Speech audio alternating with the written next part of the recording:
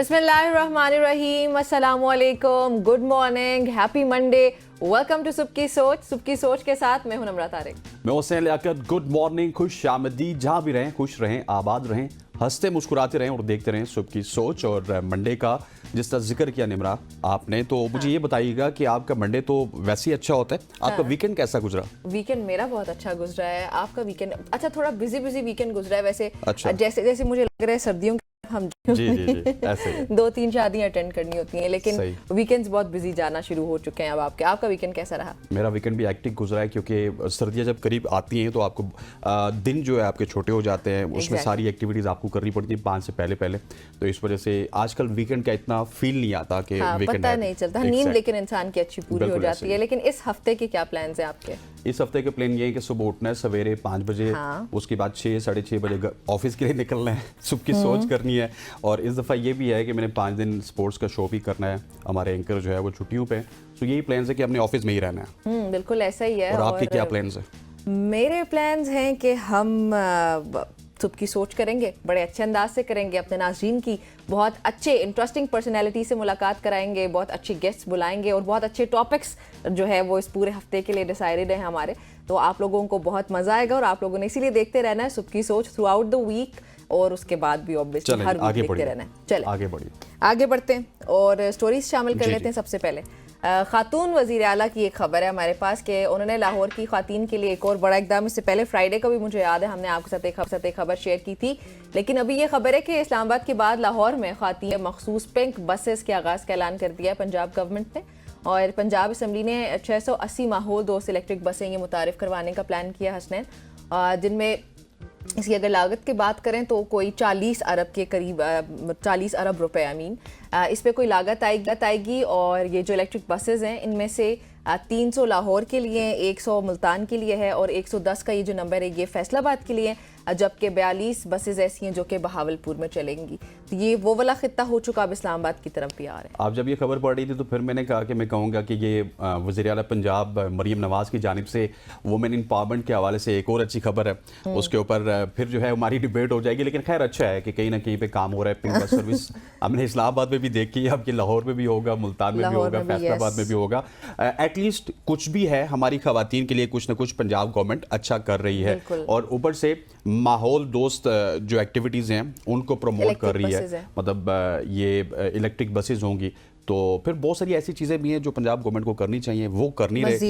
लेकिन ये है कि बसेस वगैरह का 40 अरब रुपए की लागत है। वैसे तो चले खातून की आसानी के लिए होगा, ट्रांसपोर्टेशन का बड़ा मसला होता है खातून को, ये एक अच्छा इकदाम भी है, लेकिन 40 अरब रुपए लागत भी है। 40 अरब रुपया लागत है। और अब देखते हैं कि लागत कहाँ से आएगी, कौन से ADP से फंड लिया जाएगा या फिर IMF के, और क्या ये प्रोजेक्ट वाकई 40 अरब रुपए का है भी या नहीं, इसके ऊपर तहकीक होनी चाहिए। आगे बढ़ते, आपने मरियम नवाज की अच्छी खबर बता दी, लेकिन अब मरियम नवाज के जो कैपिटल है, जो कि पंजाब का कैपिटल है, जो कि हमने इसके ऊपर पूरी खबर की थी जुमे वाले दिन कि जो आलूदा तरीन शहर हैं उसकी फहरिस्त जारी हो चुकी है। और आलूदा तरीन शहरों की बात कीजिए तो वहाँ पे लाहौर दुनिया के पहले नंबर पर पहुँच गया है।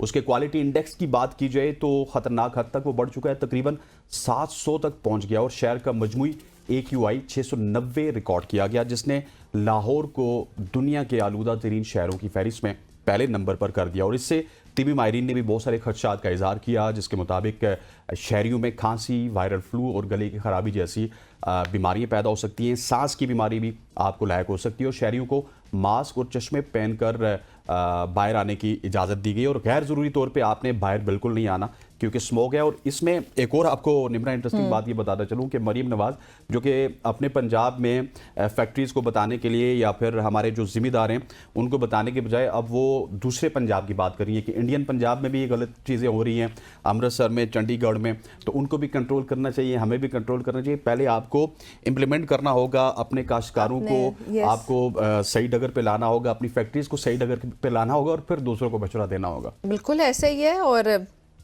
इसमें इस फील्ड में तो ख़ास तौर पे पाकिस्तान को ज़राई शोबे में बहुत तरक्की की ज़रूरत है। ज़राई तरक्की ना होने की वजह से भी बहुत आलूदगी बढ़ती चली जा रही है। खैर, अभी आपको पाकिस्तान से सीधा लिए चलते हैं दुबई में। दुबई में ये हुआ हसनैन कि पाकिस्तानी डिलीवरी राइडर, वैसे दुबई की वीज़ाज़ का जो प्रॉब्लम हो रहा है ऑलरेडी, उसके लिए बड़ी अच्छी खबर है। तो हमारे एक राइडर हैं पाकिस्तानी, उन्होंने ऑनेस्टी की एक आला किस्म की मिसाल कायम किया। हुआ ये कि जो डिलीवरी राइडर है मोहम्मद मोहसिन नज़ीर इनका नाम है, इन्होंने एक कस्टमर की गलती से दी गई 15,000 दिरहम की जो इजाफी रकम है वो उन्होंने वापस की है। पोलैंड से ताल्लुक़ रखने वाले ये जो शख्सियत थे जिन्होंने ऑर्डर किया होगा, ऑब्वियसली जेतियान आई गेस इनका नाम है, तो उन्होंने गलती से 1750 दिरहम के बजाय 17,050 दिरहम अदा कर दिए थे। तो मोहम्मद मोहसिन जो है इन्होंने शिफ्ट ख़त्म की, फिर उसके शिफ्ट के इख्तिताम पर ये बड़ी रकम देखी और अपने वालदा से मशवरा किया कि ये क्या है। फिर उनको पता चला कि जो जेतियान जिस बंदे ने ऑर्डर किया था उससे फिर इन्होंने कांटेक्ट किया है, और काजितान जो आई गेस इनका नाम है, इन्होंने फिर ईमानदारी से मुतासिर होकर उन्हें 300 दिरहम का इनाम भी दिया। लेकिन मोहम्मद ने जो है आज से इनकार भी किया और उन्होंने कहा कि मैं ये इनाम भी नहीं लूँगा क्योंकि इनाम सिर्फ अल्लाह ताला के पास है। सो ये एक अच्छी खबर है आई थिंक सो कि दुबई को अब जो है ना जो वीज़ास के इशूज़ है पाकिस्तानियों से ख़ास तौर पे, देखिए कितने ईमानदार लोग हैं हमारे। बिल्कुल ऐसे है। और मेरा ख्याल है कि दुबई जहाँ पे पाकिस्तानियों की बहुत बुरी बुरी खबरें सामने लाता है, रेपुटेशन खराब तो हुई काफ़ी चीज़ों की वजह से। मेरा ख्याल है कि पाकिस्तानियों का जो असल चेहरा है, एक पॉजिटिव चेहरा है, वो भी दुबई को नजर आएगा। नजर आएगा। और जिस तरह हमने देखा है कि वीज़ों में प्रॉब्लम्स हो रही हैं, इस तरह की चीज़ें हो रही हैं, तो इस तरह की स्टोरीज के बाद दुबई को भी थोड़ा सा हाथ होला रखना चाहिए पाकिस्तानियों पे। अच्छा जी, आगे बढ़ते हैं और अगली खबर आपको बताते हैं जो कि एक मोहब्बत की खबर है। और ये मोहब्बत है सरहद पार की मोहब्बत। एक ज़बरदस्त कहानी है जहाँ पे भोपाल से लाहौर तक का सफ़र हुआ। अच्छा, इंडियन भोपाल से लाहौर तक कोई क्यों पहुंचा मैं आपको बताता हूँ। भारतीय लड़की है जो कि पाकिस्तानी लड़के के इश्क में मुब्तला हुई और उसने भोपाल से लेके लाहौर तक का सफ़र इख्तियार किया, जहाँ पे वो लाहौर में उस लड़के से शादी करेगी जिससे वो प्यार करती है। और पाकिस्तानी जो दोस्त है उससे अपनी शादी के लिए लाहौर में वो पहुंची। दोस्त नहीं बल्कि अब तो वो कह सकते हैं मोहब्बत के लिए आई है। और ये मेरा ख्याल है कि इस तरह की बहुत सारी स्टोरीज हैं निम्रा, जो इससे पहले भी हमने देखी हैं। यहाँ से लोग वहाँ पे ट्रैवल करते हैं। हमने गेस्ट भी बुलाए, कुछ ऐसे कपल्स थे जो कि थ्रू आउट द ग्लोब बड़े वो हसनैन वायरल भी रहे। एग्जैक्टली, यहाँ से लोग वहाँ पे पहुँचते हैं शादी के लिए, वहाँ से लोग यहाँ पे पहुँचते हैं। और जो हालात हैं इंडिया पाकिस्तान के वो आपके सामने है कि ट्रैवलिंग कितनी ज़्यादा मुश्किल है। अगर एक वीज़ा आपने लगवाना है तो बहुत मुश्किल से वो लगता है। और इसी तरह से हमने देखा है कि पिछले दिनों में जब इंडियन जर्नलिस्ट की मुलाकात हुई थी नवाज शरीफ से और मरियम नवाज से, तो वो भी काफ़ी ज़्यादा कोशिश कर रहे हैं कि इंडियन टीम चैंपियंस ट्रॉफी के लिए पाकिस्तान आए। पाकिस्तान और इंडिया के दरमियान जो तिजारत है उसको रीओपन होना चाहिए क्योंकि पंजाब को इसको बहुत ज़्यादा इफेक्ट होगा। लेकिन ये जो स्टोरी है ये बड़ी ज़बरदस्त स्टोरी है। मेरा ख्याल है कि इस तरह की स्टोरी से दोनों तरफ की जो बर्फ़ है उसको पिघलना चाहिए कि जहाँ पे मोहब्बत भोपाल से आपको लाहौर ले आई। वो गाना तो सुना है ना, हाँ। मैं निकला ओ गड्डी लेके और रस्ते में वो सड़क पे एग्जैक्टली एक मोड़ लाहौर आ गया, सीधा लाहौर आ गया। चलें जी, अब आपके लिए चलते हैं भोपाल और लाहौर से सीधा स्विट्जरलैंड। स्विट्जरलैंड के हस्तेन बात की जाए, like that's one of the most beautiful places on earth. और इनकी जो साफ़ तवानाई में एक इनकलाबी कदम, एक और मतलब आप कह सकते हैं, मैं ये एक कदम नहीं कहूँगी, इनके तो पहले से ही ऑलरेडी इतना अच्छा निज़ाम है। खैर इन्होंने एक रेलवे जो है वो ट्रैक्स वो फंक्शनल किए, उन पर इन्होंने सोलर पैनल्स की तनसीब की जाएगी। ये जो अभी नया इंफ्रास्ट्रक्चर आने लगा है, तो ये जो मंसूबा ये फेडरल टेक्नोलॉजी इंस्टीट्यूट यानी कि EPFL के ताउन से तैयार किया गया है। और 2025 में न्यू शटल जो है इसके एक ट्रैक पर आजमाइशी तौर पर पहले इसको लगाया जाएगा, ये जो सोलर पैनल्स है। फिर ये मंसूबा मौजूदा रेलवे इंफ्रास्ट्रक्चर को इस्तेमाल करते हुए ज़मीन के बगैर एक पायदार और माहौल दोस्त हल भी फराहम करेगा। ये बड़ी मज़ेदार खबर थी वैसे। That's great. और स्विट्जरलैंड की जानिब से मेरा ख्याल ये पहला प्रोजेक्ट होगा। आप देख सकते हैं कि इस वक्त आपको इसके विजुअल्स भी नजर आ रहे हैं क्योंकि ट्रैक के ऊपर सोलर पैनल्स को लगाया गया। और सबसे अच्छी बात जो कि निम्रा ने एकदम से आपको बता दी, मेरा ख्याल है कि उसको इलेबोरेट करने की भी जरूरत है निम्रा, कि जो उनका मौजूदा निज़ाम है, जो रेलवे का निज़ाम है, उसी को वो अपडेट कर रहे हैं। हमारे यहाँ होता ही है कि इस तरह का जब निज़ाम आता है हम पुराने को भूल जाते हैं, एक नए का नया स्ट्रक्चर हम खड़ा कर देते हैं। लेकिन वो इसी निज़ाम को 2025 तक सोलर की तरफ लेके जाएंगे और उसके बाद जब वो कंप्लीट हो जाएगा एक प्रोजेक्ट तो वो दूसरे प्रोजेक्ट की तरफ जाएंगे। दुनिया का पहला प्रोजेक्ट है। और स्विट्जरलैंड जिसकी ट्रेन्स अपनी एक मिसाल अलग उनकी मिसाल होती है खूबसूरती की वजह से, तो वो एक और जगह पे हमें नंबर 1 नजर आते हैं। आगे बढ़ते जी, आगे अब आपको बताते हैं निम्रा, मुझे ये बताइए कि पाकिस्तान में जहाँ पे हम पत्थर के ज़माने की तरफ वापस जा रहे हैं, वहाँ पे मेरे पास कुछ ऐसी खबरें हैं कि दुनिया 6G की तरफ आ रही है। मतलब 6G के जो रिजल्ट्स हैं वो सामने आना स्टार्ट हम हो अभी चुके हैं। 4G पे हैं और दुनिया 5G से भी आगे 6G पे चली। 4G पे भी उस तरह से नहीं Yes, you're है right, you're एक्चुअली। right, यहाँ you're पे वही actually 3G चलता है। जब कोई धरना होता है, 2G जब कोई चल रहा जलसा होता है होता है, हमारे पास, edge एग्जैक्टली होता है, edge होता जब कोई जलसा होता है, धरना होता है, तो हम वो GG ही चलता है बस, ना 2G होता है, ना 3G होता है, ना 4G E होता पे है। आ जाते हैं भाई सीधा हम, नहीं वो edge GG चल रहा बस होता है। G लिखा हाँ, होता है, G, GG, और वो GG कर रहा होता है नेट आगे और से। वो जी चल भी नहीं रहा होता, लिखा हुआ Exactly. तो आ रहा होता है हमारे पास, चल फिर भी नहीं रहा होता, इतनी Exactly. वीक परफॉर्मेंस होती है। बिल्कुल ऐसे ही। और आगे चलते हैं और आपको बताते हैं कि यूनिवर्सिटी कॉलेज लंदन के रिसर्चर्स ने 6G टेक्नोलॉजी का कामयाबी से उन्होंने इसका टेस्ट किया है, जिसमें 938 गीगाबाइट्स फी सेकंड की रफ्तार है। अच्छा, ये जो रफ्तार है इतनी ज़्यादा तेज़ है कि एक सेकंड में 20 से ज़ायद हाई डेफिनेशन मूवीज़ आप डाउनलोड कर सकते हैं एक सेकंड में। सो दुनिया किस तरफ जा रही है, हम किस तरफ जा रहे हैं।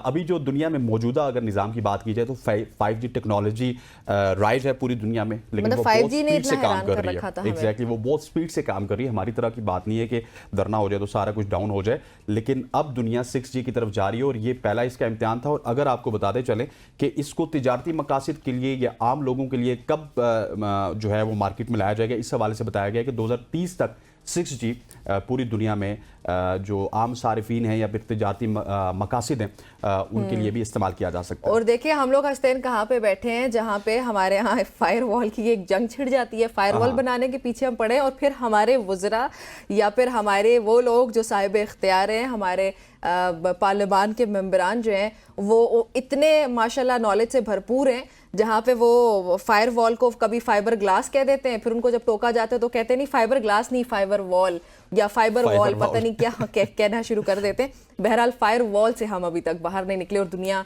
6G पे पहुंच चुकी है। आप अंदाजा लगा ले, 2024 भी खत्म हो रहा है, 25 पे आने लगे। 4G भी हमारी कुछ MBs की वीडियो होती है हमारे पास, तो वो डाउनलोड नहीं होती। यहाँ पे आपने क्या बताया, एक सेकंड में 20 मूवीज, हाई डेफिनेशन मूवीज भी डाउनलोड हो रही हैं। सो आप हिसाब लगा लें, आप हिसाब लगा लें कि जिस तरह मैंने पहले कहा था, हमारे यहाँ हंसते वॉइस मैसेजेस नहीं जा सकते, मीडिया कुछ भी है, आपके पास कोई फोटो है, वीडियो है, इफ़ यू व्हाट्सएप पे या कुछ और भी करते हैं, आप किसी और प्लेटफॉर्म पे भी किसी को भेजते हैं तो वो उस बेचारे तक पहुंच ही नहीं पाती exactly, और उसके लिए हमें VPN करना पड़ता है। अगर आप VPN नहीं करेंगे तो उसके बाद होगा ये कि आपकी जो वॉइस मैसेज है या फिर फोटो है वो अगले तक डिलीवर नहीं होगी। हाँ, वो डाउनलोड भी नहीं कर पाते हो आप और सेंड भी नहीं होती है। और स्पेशली उन दिनों में ये लाजमी होता है जब धरने होते हैं। धरनों के वक्त में तो आपका जो व्हाट्सएप है वो बिल्कुल बैठ जाता है। खवातीन वज़ात, ये थी आज की हमारी सोशल स्टोरीज। यहाँ पर वक्त हुआ चाहता थोड़ी सी कमर्शियल ब्रेक का। ब्रेक के बाद वापस आएंगे तो हम बात करेंगे इसराइली हमले की जन पर हुआ है और उसके हवाले से हमारे साथ एक मारूफ तजिया नगार मौजूद होंगे। स्टे विद अस।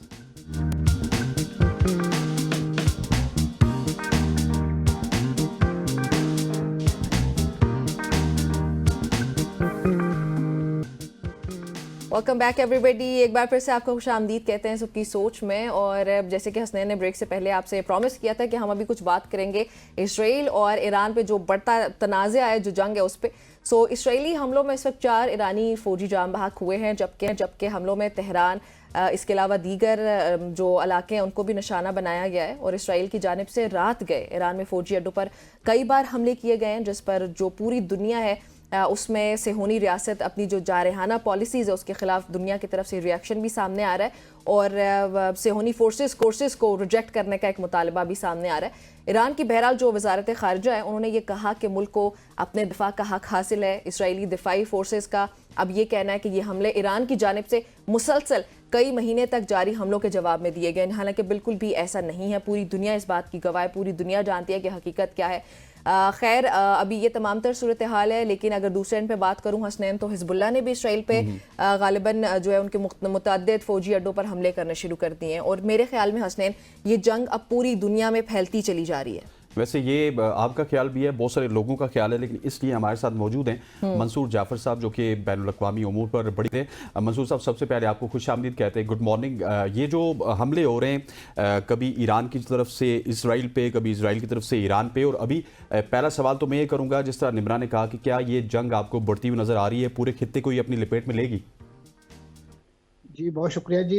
यकीनन इस वक्त जो सूरत हाल हमारे सामने है उसमें ये बात बड़े वसूख से कही जा सकती है कि जंग का दायरा, इसका स्पेक्ट्रम बहुत हद तक वसअत हासिल कर चुका है। अगरचे वो ऑल आउट वॉर वाली कैफियत नहीं है, लेकिन इस वक्त जो जंग के इशारे होते हैं, जो मुख्तलिफ इंडिकेशंस होती हैं, वो सारी की सारी मौजूद है। आप देखिए कि पूरे खित्ते का यानी जो एयर ट्रैफिक का निज़ाम है वो दरहम बरहम है। इसी तरीके से जो अभी खदशा है कि ख़ास तौर पे ईरान एक इंतहाई इकदाम करते हुए अगर अपने यहाँ से गुजरने वाली जो बहरी ट्रैफिक है, जो तकरीबन पूरे यूरोप और वेस्टर्न वर्ल्ड का तकरीबन 40% तेल लेकर गुजरती है, अगर उसको बंद कर दिया उसने, तो आलमी सतह पे जो तेल की कीमतें हैं उसमें जो बढ़ोतरी का खदशा है वो अपनी जगह मौजूद है। यानी इकोनॉमी भी आपकी शटर है, और दूसरा खुद ममालिक जो हैं वो इस वक्त खित्ते के ममालिक, चाहे वो अरब हैं या नॉन अरब हैं, वो तमाम इस मखमसे हैं कि वो इस वक्त किस तरह इस जंग को रोकें, किसका साथ दें। क्योंकि आलमी अदारे तो अपनी अफादियत जो है वो तकरीबन पिछले साल से इस जंग के आगाज से हम देख रहे हैं कि वो स्वाय करारदादें, बल्कि वो करारदादें भी पास करने में नाकाम रहते हैं, इसलिए कि उसको बार बार अमेरिका और उसके रिजेक्ट इत्तेहादी करते जो हैं है वो वीटो कर देते हैं। जी। तो इस लिहाज से तो फिर जो मज़ाहमतकार हैं जो इस वक्त, चाहे वो फ़लस्तीन के अंदर हों, लबनान के अंदर हों, उनके पास अपने जो भी ग्रीवेंसेस हैं उसको रिड्रेस करने के लिए एक ही वे आउट था, जिसको गुज़श्ता साल अक्टूबर में हमास ने तूफ़ान अक्सा की सूरत में अनलीश किया, और अभी रिसेंटली अप्रैल में जो है यही कार्रवाई जो है हिजबुल्लाह की तरफ से देखने में आई है। यकीनन इसकी बड़ी कॉस्ट भी वो पे कर रहे हैं इस वक्त, खासतौर पे फ़लस्तीन के अंदर इंसानी जानों का जितने बड़े पैमाने पे ज़िया हुआ है, और नुकसानात मादी तो आप उसका अंदाज़ा भी नहीं लगा सकते अब तक, जब तक ये जंग इसकी धूल नहीं बैठती। तो इसी तरीके से तकरीबन अप्रैल से ऑनवर्ड इस वक्त तक तकरीबन 3000 लोग जो है वो लबनान के अंदर जांबाक हो चुके हैं इसराइल की इस ऑनस्लॉट के नतीजे में। और इसी तरीके से जो इन्हीं जो मज़ाहमती ग्रुप हैं, उनकी जो टॉप लीडरशिप है उनको जिस अंदाज से शहीद किया गया है, और तमाम बैनुल-अक़वामी कवानीन उनको तज के, यानी हमास के लीडर को तेहरान में शहीद किया गया और हिजबुल्लाह के सरबराह को लबनान एक सॉवरन कंट्री है, और लबनान की हिजबुल्लाह जो है वो खुद हुकूमत का एक पार्ट एंड पार्सल है। और इस हवाले से मैं समझता हूँ कि उनके खिलाफ इस नौयत का इक़दाम किया जाना ये एक इंटरनेशनल लॉ की भी खिलाफ वर्जी है। लेकिन क्योंकि लबनान की सूरत हाल आपके सामने है कि वहाँ इस वक्त जो है कोई एक मुनज़्ज़म हुकूमत नहीं है, ना वहाँ पे सदर है, ना वहाँ पे गवर्नर स्टेट बैंक है, ना वहाँ के आर्मी चीफ हैं, ना वजीर आजम है। तो वो एक लिहाज से मिस गवर्नेंस का जो एक रोल मॉडल हो सकता है वो इस वक्त बना हुआ है। और उसकी रीज़न भी यही है कि जो वहाँ पे जो स्टेक होल्डर्स हैं उनका जो मैंडेट है उसको तस्लीम नहीं किया जाता, और उसके नतीजे में जो वेस्टर्न पावर की हिमायत याफ्ता हुकूमतें हैं उनको इंस्टॉल करने की कोशिशें पिछले 15 साल से जारी थी। और इसी नौयत की कोशिशें जो हैं वो पिछले 75 साल से जो हैं वो फ़लस्तीन के अंदर, चाहे वो गज़ा की पट्टी हो या उसके साथ वेस्ट बैंक का इलाका हो, तो ये वो नाइंसाफ़ियाँ हैं मैं समझता हूँ जो उस वक्त जो निहत्ते अवाम को हथियार उठाने पे मजबूर करती हैं। और उनके पास जो यकीनन जो भी जिस नौयत के हथियार हैं आपके सामने हैं, लेकिन उसके मुकाबले में जो हथियार, जो लाओ लश्कर इस वक्त इसराइल के डिस्पोजल पे है, और ख़ास तौर पे आज भी अमेरिका के तमाम तर ऐलानात के बावजूद कि हम इसराइल को मज़ीद असला नहीं देंगे, वो उनको असला फराहमी जारी है, और एक पूरी सप्लाई चेन है। अभी तो रिसेंटली मुख्तलिफ इंडिपेंडेंट इदारों ने इस नौयत की तहकीकात की हैं कि जिसमें बताया गया है कि पूरे इस जंग के दौरान कितने बड़े पैमाने पे जो है वो एयर ब्रिज कायम किया गया था असले की सप्लाई लाइन को इंश्योर करने के लिए। तो मैं समझता हूँ कि ये एक बहुत बड़ा आई ओपनर है, और ख़ास तौर पे उन मुल्कों के लिए कि जो इस वक्त अपनी बेबसी का भी इजहार करते हैं कि जी हम क्या करें। तो बुनियादी तौर पे ये पूरी सप्लाई चेन जो है वो उनके फ़ज़ाई हदूद से गुजर कर यहाँ आती है। उसमें उर्दन भी शामिल है, उसमें दीगर खलीजी ममालिक भी शामिल हैं, उसमें मिस्र भी शामिल हैं। तो आप कुछ नहीं कर सकते तो कम से कम उस सप्लाई चेन को रोक तो सकते हैं के लिए अपनी फ़ज़ाई हदूद बंद करने का मैंडेट तो इस्तेमाल कर सकते हैं। आप उनके जहाज़ नहीं गिरा सकते, तो कम से कम उनके जहाज़ों को अपनी फ़ज़ाई हदूद इस्तेमाल करने। और ये एक बहुत ही सॉफ्ट नौयत का मैं समझता हूँ रेजिस्टेंस है, और ये इसराइल के लिए एक आई ओपनर होगा कि अब किस तरीके से वो अमेरिका से असला हासिल करेगा और किस तरीके से वो फ़लस्तीनियों का कत्लेआम जो है वो जारी रख सकेगा। ठीक, अच्छा जी। अच्छा मंसूर साहब, अब इस तमाम तर सूरत हाल में आपको ईरान की क्या पोजीशन लगती है? क्या उनकी जोहरी तनसीबात खतरे में है? क्योंकि जिस तरह से इसराइल अटैक कर रहा है वो तो हमारे सामने ही है। जी, इसमें कोई शक नहीं कि जब अमेरिका की तरफ से जो इसराइल की तरफ से जो ईरान पर हमले की जो बातें की जा रही थी, तो उसमें 3 सिनेरियो पेश किए जा रहे थे। पहला ये था कि वो ईरान के इक़्तिसादी जो इशूज हैं उसको अड्रेस कर सकता है। ठीक उनकी है। न्यूक्लियर इंस्टॉलेशन को अटैक कर सकता है, या जो सबसे बड़ा उसके पास हथियार है वो उसकी फौजी तनसीबात जो है उसको। तो ईरान ने जो है इसराइल ने अपना जो तीसरा ऑप्शन है उसको इस्तेमाल किया, सॉरी, इसराइल ने इस हमले में तीसरा ऑप्शन इस्तेमाल किया ईरान के खिलाफ। उसकी जो महदूद पैमाने पे जो फौजी सलाहियत है उसको उन्होंने निशाना बनाने की कोशिश की है। लेकिन मैं समझता हूँ कि ईरान ने अपने तमाम तर बड़े हम्बल किस्म के रिसोर्सेज के बावजूद जो है उनके इस एयर अटैक को बड़ी, जिसे कहना चाहिए, पामर्दी के साथ उसका मुकाबला भी किया है और उसको अपने जो एयर डिफेंस सिस्टम के जरिए बड़े पैमाने पे नाकाम भी बनाया है। यकीनन इसमें कुछ उनकी तनसीबात को नुकसान भी पहुंचा है, लेकिन माशी तौर पे वो अहदाफ को इसलिए निशाना नहीं बनाना दिया गया अमेरिका की तरफ से कि उसका जो सारा इम्पैक्ट है, जो फॉल आउट है, वो आम लोगों को पड़ता है। और आम लोग जाहिर है फिर अमेरिका के खिलाफ मुजाहरा करेंगे, इसराइल के खिलाफ मुजाहरा करेंगे, तो उसमें फिर वो रिजीम मजबूत होती है, जिसे इसराइल जो है वो कभी भी जो है वो मजबूत नहीं देखना चाहता, या अमेरिका मजबूत नहीं देखना चाहता। और इसी तरीके से जो न्यूक्लियर इंस्टॉलेशन है, वो ईरान की न्यूक्लियर इंस्टॉलेशन जो है वो उसने यकीनन बड़े महफूज और फोर्टिफाइड इन्वायरमेंट के अंदर जो है वो इस्टेब्लिश कर रखी हैं। उसको निशाने बनाने के लिए जो इस वक्त टेक्नोलॉजी या जो आपके पास, मैं समझता हूँ जो इस वक्त फी ज़माना मौजूद, वो सिर्फ और सिर्फ अमेरिका के पास है। और जब तक अमेरिका खुद इन्वॉल्व नहीं होगा उस हमले के अंदर, तो उन तनसीबात को मौसर अंदाज में जो है वो तबाह नहीं किया जा सकता। यकीनन छोटे मोटे नुकसानात वो पहुंचा सकते हैं, तो इसी वजह से उस ऑप्शन को भी रूल आउट कर दिया गया। तो अब सिर्फ और सिर्फ एक मिलिट्री टारगेट्स को निशाना बना के, और मैं समझता हूँ ये भी बड़े कैलकुलेटेड मूव थी। जिस तरीके से आपको याद होगा अप्रैल में ईरान ने एक अटैक किया था अपने दमिश्क में कौंसल खाने पर हमले के जवाब में, वो भी बड़ा एक कोरियोग्राफिक किस्म का अटैक था, बड़ी उसकी रिहर्सल और सारा उसका पूरा एक रूट पब्लिक कर दिया गया था कि किस तरीके से उन्होंने अटैक करना है। और फिर उर्दन के अंदर, फिर इसी तरीके से इराक के अंदर उन्हीं के वो मिसाइल जो है वो अहदाफ से पहुंचने से पहले गिरा लिए गए। और इसी तरीके से यहाँ पे भी जो इसराइल की तरफ से जो एयर अटैक किया गया है वो ईरान की फ़ज़ाई हदूद में दाखिल किए हुए बगैर किया गया है, क्योंकि ऐसी सूरत में ये एक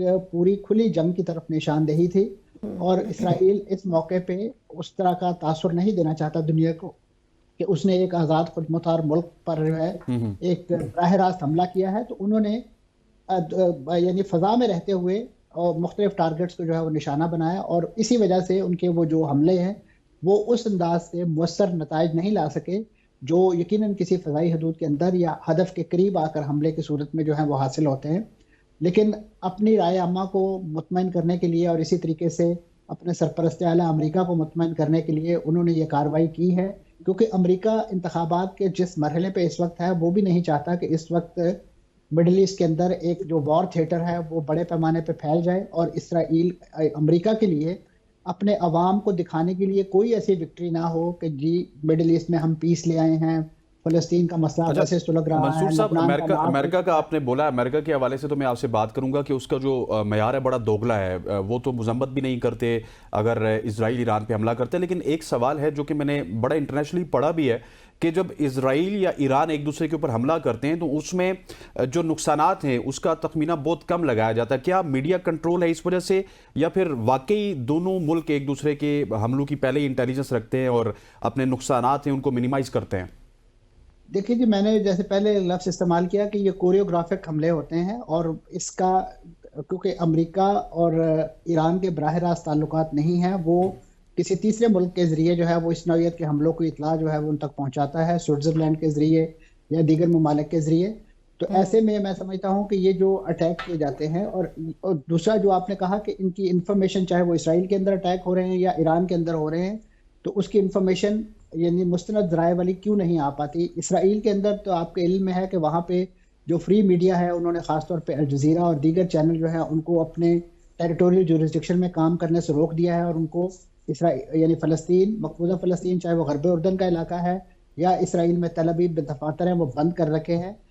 और इस वजह से वहाँ से कोई बराह रास्त इंफॉर्मेशन, और उनका मीडिया यकीनन कंट्रोल्ड मीडिया है, और वो जब तक उनकी कोई फौजी तर्जुमान जो हैं वो इंफॉर्मेशन पब्लिक नहीं करते उस वक्त तक उस चीज़ को शेयर नहीं किया जाता। और वहाँ पे सोशल मीडिया भी इस अंदाज से इतना ज़्यादा फ्री नहीं है जितना हम दूसरी दुनिया में ख्याल करते हैं। इसी तरीके से ईरान भी एक ज़ाहिर है एक अथॉरिटेरियन गवर्नमेंट है, और वहाँ पे भी मीडिया भी कंट्रोल्ड है, और फिर दूसरा बराह रास्त जो एक्सेस है वहां पे भी इस तरीके से बैन अवी मीडिया को हासिल नहीं है जिस तरीके से इसराइल के अंदर है। यही वजह है कि हमारे पास दोनों यानी जो महाज हैं वहां से जो नुकसानात या अदरवाइज जो कोई अचीवमेंट हैं उनकी कोई इतलात जो है वो ऐसी मुसद्दका इतलात नहीं आती कि जिनको आप मीडिया में शेयर कर सकें या जिस पर लोग एतबार कर सकें। तो यही वजह है कि फिर मुख्तलिफ कॉन्स्पिरेसी थ्योरी जो है वो जन्म लेती हैं, साजिशी नजरिए जन्म लेते हैं। उसमें फिर यही लगता है कि ये एक नूरा कुश्ती है और उसमें कभी इसराइल जो है वो ईरान को चित करने के लिए एक ड्रामा रचाता है और इसी तरीके से फिर कभी ईरान जो है वो अपने अवाम और दीगर जो मज़ाहमती ग्रुप हैं उनको वो करने के लिए, उनकी हमदर्दियाँ हासिल करने के लिए इसी नौइयत के जो है वो ऑर्केस्ट्रेटेड हमले जो है वो करता है। तो इसी वजह से मैं समझता हूँ कि ये जो कज़िया है वो किसी करवट बैठने के बजाय नई साजिशी थ्योरियों का जो है वो शिकार हो जाता है और उसके बाद यकीनन दुश्मन जो है उसको नया टाइम बाय करने का मौका मिल जाता है और वो इस दौरान अपनी दीगर प्लानिंग जो है मुसलमानों को तहत करने की वो करता है और उसके बाद फिर हम एक नए मॉर्निंग शो में इन्हीं मसाइल को जो है वो डिस्कस कर रहे हैं। अच्छा मंसूर साहब, लेकिन इसराइल ने ईरान की जोहरी तंसीबात क्या हो गई या फिर अगर बात करें तो उनकी तेल की तंसीबात पे हमला क्यों नहीं किया? मैंने अर्ज किया ना कि जो इक्तिसादी इशू था उसको इस अमेरिका या इसराइल ये समझते थे कि अगर हमने इकोनॉमिक टारगेट्स को हिट किया तो उसका जो फॉल आउट है, जो उसके नतायज है, असरात जो हैं वो आम लोगों पर पड़ते हैं, उनकी जिंदगियों पर पड़ते हैं। आपके इल्म में है कि इस वक्त ईरान के अंदर जितना बड़ा अफरात ज़र है वहाँ पे आलमी पाबंदियां एक अरसे से जारी हैं जिसकी वजह से उनकी इकोनॉमी बिल्कुल खतर यानी इंतहाई मखदूश हालत में है। तो लोग वहाँ पे वैसे ही तंग हैं। तो ऐसी सूरत में जब उनकी जिंदगी को मजीद तंग किया जाएगा तो जाहिर है वो हमला आवर लोग हैं, उन्हीं के खिलाफ सड़कों पर निकलेंगे, उन्हीं के खिलाफ वहाँ पे फिर मर्ग बार अमरीका अमरीका मुर्दाबाद के नारे लगेंगे। तो अमरीका और इसराइल ईरान में इस नौइयत की सिचुएशन नहीं देखना चाहते क्योंकि उनका हदफ तो वहाँ की हुकूमत को कमजोर करना है। तो ये हमले उनकी हुकूमत को मजबूत कर सकते थे। और इसी तरीके से न्यूक्लियर, मैंने बताया कि ईरान ने अपनी न्यूक्लियर इंस्टॉलेशन जो है वो जितने फोर्टिफाइड और जितने महफूज एनवायरनमेंट के अंदर बना रखी हैं उसको तबाह करने की टेक्नोलॉजी इस वक्त सिर्फ और सिर्फ अमेरिका के पास है। और अमेरिका अगर उस हमले में खुद शरीक होता है, अपने वो तैयारे जो उन ज़ेरे ज़मीन तनसीबात को तबाह करने की सलाहियत रखती हैं उनको इसराइल के डिस्पोजल पे लाता है, तो ऐसी सूरत में तो अमेरिका खुद ईरान पर हमला आवर हो जाएगा और ये मैं समझता हूँ एक खित्ते में बहुत बड़े भूचाल की कैफियत को पैदा करेगा। और अमेरिका ने ऑलरेडी जो है ईरान की जो जौहरी तनसीबात हैं या उसकी जो जौहरी सलाहियत है उसको कंटेन करने के हवाले से माजी में भी बहुत सारी एफर्ट्स की हैं। उनके न्यूक्लियर साइंसदानों को इसराइल के ज़रिए भी कत्ल किया गया है। इसी तरीके से और बहुत सारे नुकसानात उन पर ज़ाहिर जो आलमी पाबंदियाँ हैं उसकी वजह से भी वो तमाम न्यूक्लियर फैसिलिटीज़ को डेवलप करने के फुली काबिल नहीं है। लेकिन अब भी जो बैन अवी जौहरी तवानाई एजेंसी है उसकी जो रिपोर्ट्स हैं उसके मुताबिक इस वक्त भी ईरान जो है वो तकरीबन 40% जो है यूरेनियम अफजूदा करने की सलाहियत रखता है। और अगर ईरान आज ये तय कर ले कि उन्होंने अपना ये जौहरी बम डेवलप करना है तो वो तकरीबन 3 हफ्तों के अंदर अंदर जो है वो सारे बम जो है वो बना सकता है। और अमेरिका इस नौइयत की एक्टिविटी करके ईरान को ये जवाब फराहम नहीं करना चाहता कि इस वक्त ईरान को अपने दिफा के लिए एक जौहरी तवानाई की ज़रूरत है, एक जौहरी बम की ज़रूरत है। तो लिहाजा वो इसी वजह से इसराइल को ईरान की जौहरी तनसीबात को हमला करने से जो है वो रोके हुए। ठीक हो गया। सीनियर जर्नलिस्ट मंसूर जाफर साहब हमारे साथ मौजूद थे जो कि ईरान और इसराइल की जो हालिया सूरत हाल से हमें इन डिटेल बता रहे थे। ख़वातीन हज़रात, यहाँ पर वक्त हो जाता है एक शॉर्ट सी कमर्शियल ब्रेक का। ब्रेक के बाद जब आएंगे तो मुल्क की सियासत के हवाले से हम बात करेंगे। स्टे विद अस।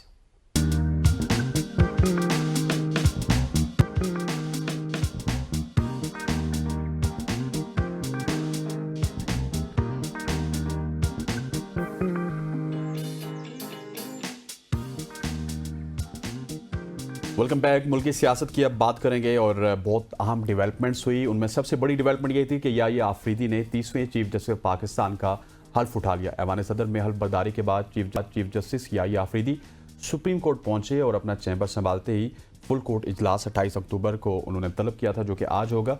और चीफ जस्टिस बनते ही याहिया आफरीदी ने सुप्रीम जुडिशल काउंसिल के सरबराह की हैसियत से एक बहुत बड़ी तब्दीली की है, जहाँ पे चीफ जस्टिस ने जो 2 जजेस हैं जिसमें मंसूर अली शाह और जस्टिस मुनीब अख्तर हैं उनको शामिल कर लिया है। पहले जस्टिस अमीन इसमें शामिल थे।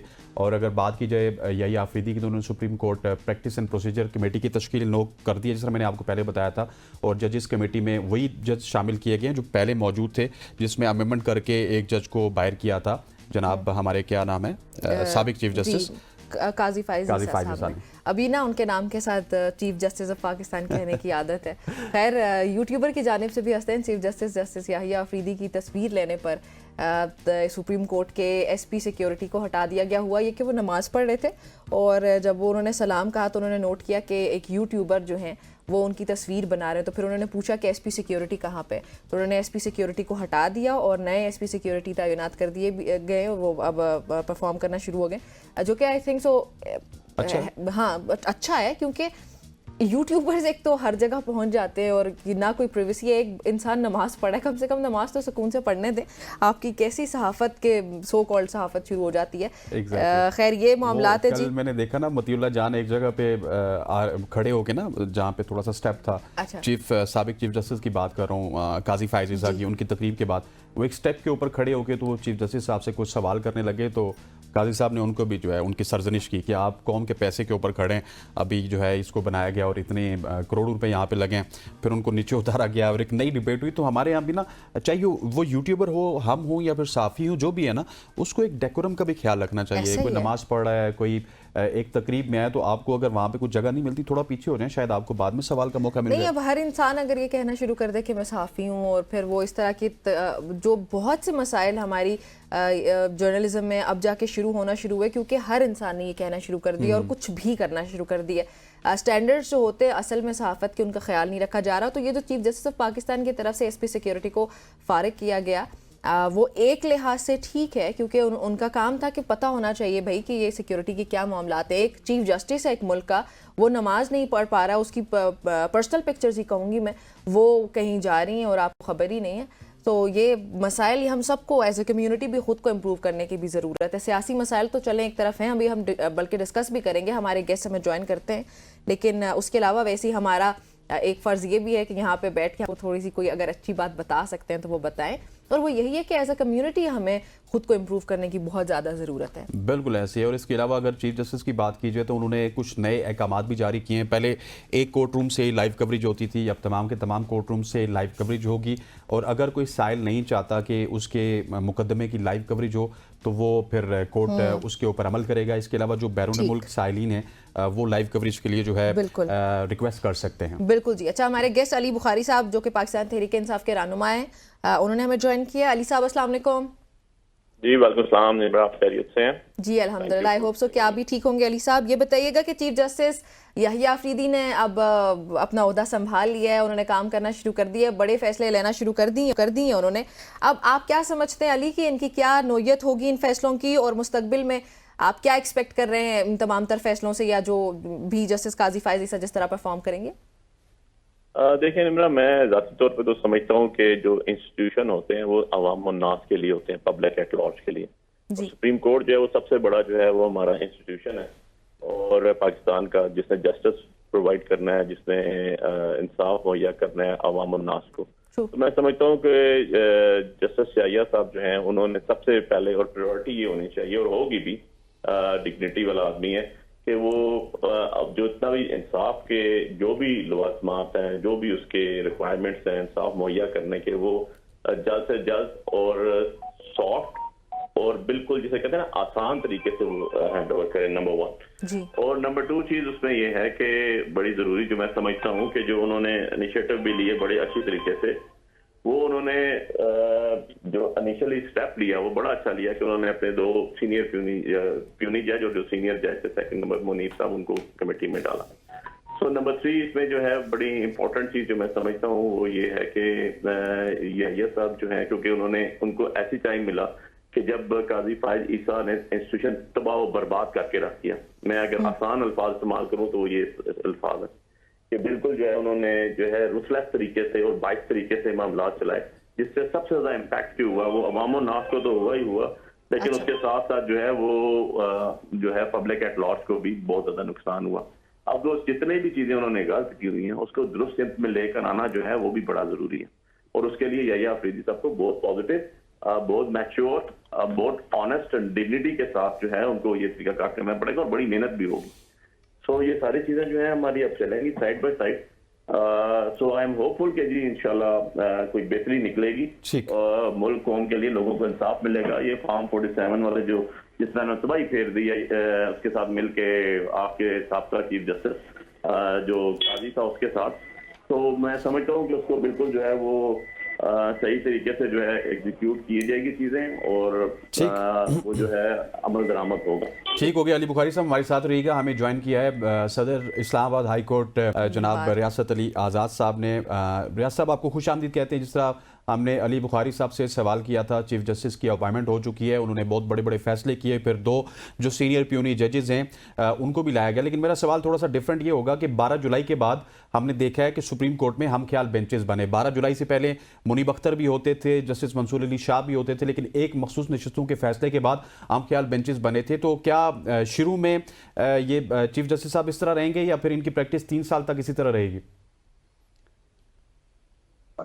बिस्मिल्लाहिर्रहमानिर्रहीम। अब तो जो नया लॉ है उसके मुताबिक ये कि ये डेजिग्नेटेड पोस्ट है, और जब से वो चीफ का नोटिफिकेशन हो जाएगा तो वो मैक्सिमम 3 साल के लिए, अगर उनका लंबा भी टेन्योर होगा तो मैक्सिमम वो 3 साल के लिए रहेंगे, लेकिन उससे पहले अगर उनकी एज मुकम्मल हो जाए तो फिर उन्हें रिटायर होना होगा। अगर 65 पे पहुंच जाते हैं तो ये उनकी डेट ऑफ रिटायरमेंट और टेन्योर पोस्ट के हवाले से ये उनकी लिमिटेशन के कितने टाइम के लिए वो चीफ जस्टिस रहेगी।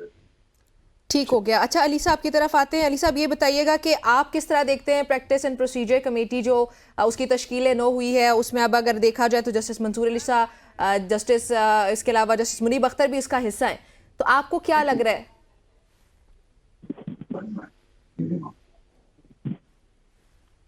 अली बुखारी साहब आपको आवाज मुझसे पूछें। जी अली बुखारी साहब आप क्वेश्चन रिपीट करेंगी? नहीं जी मैं कर देती हूँ। मैंने ये कहा कि प्रैक्टिस एंड प्रोसीजर जजेस कमेटी जो है उसमें जस्टिस मंसूर का होना, जस्टिस मुनीब अख्तर को शामिल कर लेना, इस फैसले को कैसा देखते हैं आप? बिल्कुल सही फैसला ये, और यही जो है आपकी प्रोप्राइटरी भी डिमांड यही करती थी कि जो सीनियर जजेस हैं जिनको पहले काजी फायज ईजा ने निकाला और अपने आप को सिंगल मैन शो किया बेसिकली, उसको खत्म करके जस्टिस के लिए बेंच तश्कील देने के लिए ये बड़ा जरूरी था, और अगर ये ना करते तो इसके अंदर एक अभाम रहता। दूसरी चीज का एक और बड़ा इम्पैक्ट आना है निम्रा, आप देखेंगे कि जो एक हमें डिवीजन नजर आ रही थी सुप्रीम कोर्ट के अंदर, जो अब ओपन आम हो गई थी, हर शख्स के जुबान पे था, वो जो है काफी हद तक इससे खत्म होगी। रीजन बीइंग कि मैं ये समझता हूँ कि इस डिसीजन से जो एक लाइन ड्रॉ हुई थी, या एक मैं कहता हूँ डैगर ड्रॉ हुए थे इंस्टीट्यूशन के जो मेन पिलर्स हैं, जस्टिस हैं, वो आपस में उनको बड़ी मिलेगा कि वो दोबारा इकट्ठे हों और एक जगह पे आके इंसाफ के सारे तकाजे पूरे करें और लोगों को इंसाफ देना कि आपस के लड़ाई झगड़े जो काजी फायज ईसा ने पैदा किए हुए थे उनके नजर हो जाए, उनकी भेंट चढ़ जाए सारे। ठीक। अच्छा रियासत साहब, ठीक हो गया। अली बुखारी साहब हमारे साथ रहिएगा। रियासत साहब आपकी तरफ आऊंगा। अब जिस तरह 26वीं आईनी तरमीम हो चुकी है, उसके बाद चीफ जस्टिस के उस तरह से इख्तियारात नहीं रहे, तो ये मुझे बताइएगा कि चीफ जस्टिस जितना भी अच्छे तरीके से कोर्ट को चलाए, जो आईनी बेंच होगा उसके इख्तियारात ज्यादा होंगे, तो किस तरह से ये चीजें मैनेज कर सकते हैं याह्या अफरीदी? देखिए, इसमें सवाल ये पैदा होता है कि चीफ जस्टिस ऑफ पाकिस्तान जो है उसके पास फुल कोर्ट बुलाने का अख्तियार तो चीफ जस्टिस ऑफ पाकिस्तान के पास है। अगर जो पीजे जिसको कहा जा रहा है प्रिजाइडिंग जज जो होंगे, उनके पास तो सिर्फ कॉन्स्टिट्यूशनल मैटर्स देखने। अब देखिए, अगर 26वीं तरमीम को चैलेंज किया जाता है तो जो पीजे होंगे या जो वो कॉन्स्टिट्यूशनल बेंच होगा, वो तो इस एक्ट की क्रिएशन है, इस अमेंडमेंट की क्रिएशन है, वो तो सुन ही नहीं सकते। इसलिए कि उसमें होल्ड किया गया है कि लॉ के अंदर और जजमेंट्स के अंदर कि no one can be a जज फॉर हिज ओन काज, तो इसमें वो नहीं सुनेगा और ultimately supreme court of Pakistan ही इसको सुनेगी और फुल कोर्ट सुनेगी। और जहां तक देखे चीफ जस्टिस याह्या अफरीदी साहब ने जो प्रोसीजर एंड उसके तहत कमेटी थी, प्रैक्टिस एंड प्रोसीजर एक्ट के तहत, उसमें उन्होंने जो एज पर लॉ जो मैंडेट था वो कमेटी कॉन्स्टिट्यूट कर दिया। इसका मतलब ये हुआ कि ये कमेटी कॉन्स्टिट्यूट होने से ये साबित हो गया कि जो काजी फैज ईसा साहब ने कमेटी कॉन्स्टिट्यूट की थी वो अनकॉन्स्टिट्यूशनल थी, और उसके बाद जो बेंच बनाया वो भी अनकॉन्स्टिट्यूशनल था, और वो फैसला भी अनकॉन्स्टिट्यूशनल है। उसकी रीजन क्या है? चूंकि इस पे सुप्रीम कोर्ट ऑफ पाकिस्तान की बेतहाशा जजमेंट्स हैं। 2007 सुप्रीम कोर्ट तसद्दुक जिलानी साहब की जजमेंट एक है, और एक 1972 सुप्रीम कोर्ट पेज नंबर 139 आसमा जिलानी केस है, जिसमें है कि अगर बुनियादी ऑर्डर इलीगल है तो उसके ऊपर 1000 ऑर्डर भी हो तो वो इलीगल ही तस्वर होंगे। एक और जजमेंट है कि अगर फाउंडेशन इलीगल है, सुपर स्ट्रक्चर सारा का सारा इलीगल और अनकॉन्स्टिट्यूशनल तस्वर होगा। तो मैं समझता हूँ कि जो जस्टिस या अफरीदी साहब ने ये अभी प्रैक्टिस एंड प्रोसीजर एक्ट के तहत कमेटी कॉन्स्टिट्यूट की है, बिल्कुल मैंडेट लॉ का यही है, और उसी के मुताबिक ये कमेटी बनाएगी। और आगे देखें, इसके अंदर एक जजमेंट आज भी पेंडिंग है जो 12 जुलाई वाली, उसकी जजमेंट जो है वो कॉन्स्टिट्यूशन बेंच ने इंप्लीमेंट नहीं करवानी, वो सुप्रीम कोर्ट ऑफ पाकिस्तान ने करवानी है, वो चीफ जस्टिस ऑफ पाकिस्तान ने करवानी है उसकी जो है। और बाकी और बहुत सारे केसेस हैं जो पेंडिंग है, जैसे इस्लामाबाद हाई कोर्ट का वो खत जिसमें 6 जजेस साहबान ने खत लिखा था कि इंटरफेरेंस है, और बाकी हाई कोर्ट्स ने भी पाकिस्तान के उसके अंदर आउटपुट दी कि हाँ हमारे अंदर भी इंटरफेरेंस है। वो केस जनाब मौसूम काजी फैज ईसा साहब ने आज तक नहीं लगाया था, और अब हम उम्मीद करते हैं कि सुप्रीम कोर्ट ऑफ पाकिस्तान उस केस को भी फिक्स करेगी और उस पे भी एक लैंडमार्क जजमेंट देगी।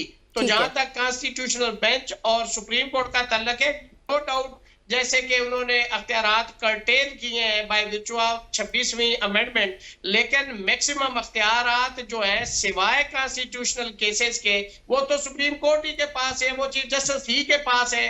बेंच कॉन्स्टिट्यूट करना भी सुप्रीम कोर्ट के चीफ जस्टिस के पास है। 184(3) के तहत अगर सुओ मोटो लेना है तो वो पीएस कमेटी के पास है।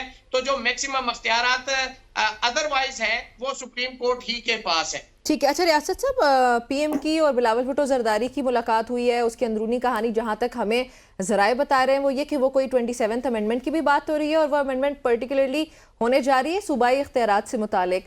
आपकी क्या इन्फॉर्मेशन है और आपको क्या लगता है वाकई हमें ज़रूरत पड़ेगी एकदम से 26वीं के बाद 27वीं तरमीम करने की, और अगर होती है तो आपको क्या लगता है किन पॉइंट्स पे होनी चाहिए? देखिए निमरा, बात ये है कि जो ये अमेंडमेंट कर रहे हैं, इससे पहले भी ये जो इन्होंने अभी 26वीं अमेंडमेंट की, उसके जुडिशल कमीशन के अंदर उन्होंने लिखा है कि उसकी फॉर्मेशन में पीजे जो है वो भी उसका हिस्सा होंगे। तो पहली इसमें तो पीजे एग्जिस्ट ही नहीं करता, एक अनॉमली इस अमेंडमेंट के अंदर ये भी है। फिर इन्होंने जो 26वीं अमेंडमेंट की उसके अंदर जो आर्टिकल 175 सब आर्टिकल 3 है उसको इन्होंने अमेंड नहीं किया, ये उससे भी रिपग्नेंट है। इसके लिए भी इनको अमेंडमेंट चाहिए, लेकिन अगर इन एडिशन टू दैट अगर 27वीं अमेंडमेंट जैसे कि हम सुन रहे हैं कि जो आर्टिकल 8 है उसके हवाले से और सिविलियन के ट्रायल के हवाले से कि मिलिट्री कोर्ट में होगा, अगर उस हवाले से होगा तो हम तो पहले भी इन टोटो से अमेंडमेंट को 26वीं को रिजेक्ट किया था, और जो अभी प्रपोज या अलैज ये हम सुन रहे हैं, सच्ची बात है हमें तो नहीं पता कर रहे हैं या नहीं कर रहे, लेकिन हम मीडिया के जरिए सुन रहे हैं। अगर ऐसा हुआ तो हम शदीद रद्द अमल भी देंगे। और उसमें एक और चीज बहुत है, जो सिविलियन के ट्रायल का है कि मिलिट्री कोर्ट में हो, उसमें 2024 की सुप्रीम कोर्ट ऑफ पाकिस्तान की एक जजमेंट ऑलरेडी एग्जिस्ट करती है, जिसमें पिटिशनर थे जवाद ख्वाजा साहब, जनाब रिटायर्ड जस्टिस सुप्रीम कोर्ट, उन्होंने जब ये असेट किया तो उसमें होल्ड कर दिया गया। उन्होंने चैलेंज किया था आर्मी एक्ट 1952 के आर्टिकल 21D को, जिसको सुप्रीम कोर्ट ऑफ पाकिस्तान ने अल्ट्रा वायरिस डिक्लेयर कर दिया है। अब उसके खिलाफ सुप्रीम कोर्ट में एक रिव्यू है जिसमें वो जजमेंट सस्पेंड हुई है और वो केस आज तक पेंडिंग है। और लॉ देखिए, अगर ये करना भी चाहे, अगर ऐसी अमेंडमेंट करना भी चाहे तो लॉ दो तरह का होता है, एक होता है सब्सटेंटिव लॉ और एक होता है प्रोसीजरल लॉ। तो जो सब्सटेंटिव लॉ है उसका तो रिट्रोस्पेक्टिव इफेक्ट हो नहीं सकता, प्रोस्पेक्टिव इफेक्ट प्रोसीजरल जो होगा उसका रिट्रोस्पेक्टिव हो सकता है, अदरवाइज इसका प्रोस्पेक्टिव इफेक्ट होगा, बाकी नहीं हो सकता। एक चीज जी रियासत साहब एक सवाल बड़ी इंपॉर्टेंट बात है कि जिसके अंदर पिनलाइज करने का हो अंदेशा, जिसके अंदर सजा है, तो उसका तो रिट्रोस्पेक्टिव इफेक्ट हो ही नहीं सकता। अगर ये आज अमेंडमेंट कर भी ले तो सिविलियन के ट्रायल के हवाले से जो केसेस पेंडिंग है उनके ऊपर उसका इतलाक नहीं हो सकता by virtue of that judgment and substantive law. ठीक ठीक हो गया। राय साहब आपका बहुत बहुत शुक्रिया, अली बुखारी साहब आपका बहुत बहुत शुक्रिया। ये थी मुल्क की सियासत जिसके हमने बातचीत की। और अब यहाँ पर क्या हम यहाँ पे हस्नैन एक ब्रेक ही शामिल करेंगे मेरे ख्याल में। तो एक न्यूज़ ब्रेक लेने जा रहे हैं जी हम, और वापस आएंगे। बहुत इंटरेस्टिंग टॉपिक्स हमारे पास डिस्कशन के लिए, सो स्टे विद अस।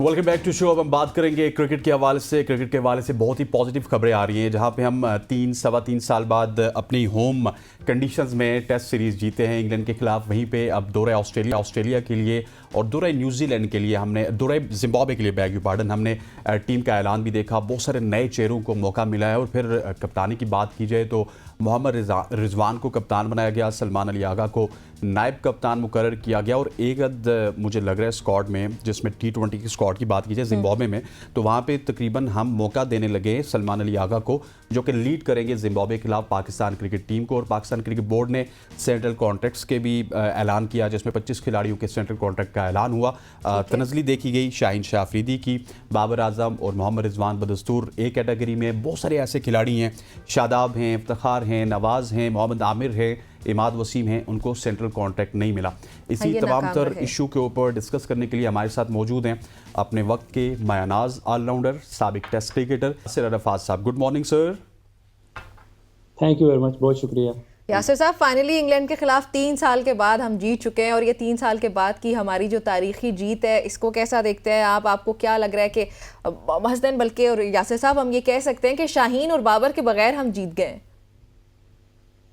देखिए, एक तो पहली बात है, बहुत ही खुशी की बात है। और जिस तरीके सब तमाम ही लोगों को, देखने वालों को भी बहुत अरसे बाद कोई अच्छी खबर मिली, जो क्रिकेट के शौकीन हैं, फॉलोअर्स हैं, उसके साथ साथ पाकिस्तान क्रिकेट टीम के प्लेयर जिनकी एफर्ट है, जिनकी वजह से, और ऑब्वियसली कोचिंग स्टाफ जिन पे प्रेशर था कि, और कप्तान शान मसूद पे भी बड़ा प्रेशर था ऑस्ट्रेलिया से, जब से वो एज अ कैप्टन इस टीम को लीड कर रहे थे। उनकी मुसलसल शिकस्त, उन पे प्रेशर था, वो रिलैक्स होंगे। तो एक अच्छी न्यूज़ है, अच्छी पाकिस्तान क्रिकेट के फैंस के लिए बहुत अच्छी न्यूज़ थी। और बहुत अच्छी इस चीज़ से ये भी आपको एक चीज़ मालूम होती है कि हम लोगों को as a cricket administrators, selector, या जो भी क्रिकेट बोर्ड में लोग जो हैं, कभी भी किसी भी प्लेयर्स को उनको राइट ऑफ नहीं करना चाहिए। उनकी एज को लेकर, उनकी लुक्स को देख कर के जी ये लड़का पुराना हो चुका है या इस लड़के में दमखम नहीं है। आपने इस सीरीज़ में देखा कि वो प्लेयर जो कि 20-25 प्लेयरों की लिस्ट में भी नहीं थे, तो उन लोगों ने आकर आपको एक ऐसी सीरीज़ जिता दी थी कि जो कि पहले हिस्ट्री में ऐसे कभी नहीं हुआ कि आप पहला मैच जिस बुरे तरीके से हारे, और उसके बाद 2 मैचेस जो आपने 40 विकेटें जो बनती हैं 2 मैचेस में, और तकरीबन 39 विकेट्स 2 बॉलर से, और एक जो लिए वो भी स्पिनर ने लिए। तो ये तो एक बहुत ही मुआवजे से कम कोई चीज़ नहीं थी। और तमाम ही लोगों को, क्रिकेटर्स को भी, एडमिनिस्ट्रेशन को, पीसीबी को, और जितने अवाम फ़ैन आप लोग हैं क्रिकेट के बारे में प्रोग्राम करते हैं, आप सबको बहुत इस चीज़ की मुबारक। अरे यासिर, मुझे इस बात का अंदाज़ा है कि आपसे ज़्यादा डोमेस्टिक क्रिकेट किसी ने नहीं खेली, और आपको इसकी बहुत ज़्यादा खुशी होगी। 700 प्लस आपके विकेट्स हैं, फिर उसके बाद हज़ारों आपने रन्स बनाए, लेकिन उसके बावजूद भी डोमेस्टिक परफॉर्मर्स को उस तरह से मौका नहीं मिलता। नुमान भी डोमेस्टिक परफॉर्मर हैं, साजिद भी डोमेस्टिक परफॉर्मर हैं, और ये बहुत ही खुशाइंद है कि डोमेस्टिक परफॉर्मर्स को मौका मिला, उन्होंने आके परफॉर्म किया। इवन कामरान गुलाम की भी आप मिसाल दे सकते हैं। तो कितना खुशाइंद देखते हैं कि फाइनली हम डोमेस्टिक परफॉर्मर्स की तरफ जा रहे हैं, स्टारडम को हमने पीछे छोड़ दिया है। देखिए, यही हर बंदा शोज़, स्पोर्ट्स के शो, क्रिकेट के शो जो होते हैं यूट्यूब चैनल पे भी यही बात होती है कि आप अपने डोमेस्टिक के परफॉर्मर्स को, उनको ये नहीं कि आप पीएसएल की परफॉर्मेंस पे लड़कों को, या 1-2 छोटी इनिंग्स की बिना पर आप लड़कों को इतने बड़े स्टेज पर लेकर आएँ, जहाँ के पे दुनिया के इतने कम्पेटिटिव और अच्छे प्लेयर्स के खिलाफ लेकर आते हैं, तो वो सक्सेसफुल नहीं होते। अब यही रीज़न था इन लड़कों का परफॉर्म करने का, क्योंकि पिछले नुमान अली मेरे साथ KRL में खेलते रहे थे, पिछले 10-15 साल से फर्स्ट क्लास ही खेल रहे हैं। साजिद इतने अरसे से खेल और परफॉर्म भी कर रहे हैं। कामरान की भी आपने एग्जांपल दी, तो 3 साल पहले उन्होंने पाकिस्तान की डोमेस्टिक का रन्स का जो रिकॉर्ड है वो उन्होंने तोड़ा। उसके बावजूद 2-3 साल उनको, मगर मैं ये समझता हूँ कि अच्छा हुआ, थोड़ा उनको टाइम लगा और बेहतर होकर वो आए। और इसके साथ साथ मज़े की बात यह है कि आपने पहली दफ़ा डिसीजन देखे होंगे कि कप्तान को भी आपने कभी हमने 2-3 साल गुजरे पीछे पाकिस्तान के, उसमें हमने देखा नहीं कि इतना स्ट्रॉन्ग डिसीजन लिए गए जिसमें बाबर को रेस्ट कराया गया या ड्रॉप किया गया, या शाहीन को रेस्ट या ड्रॉप, और इवन नसीम शाह को ड्रॉप किया गया।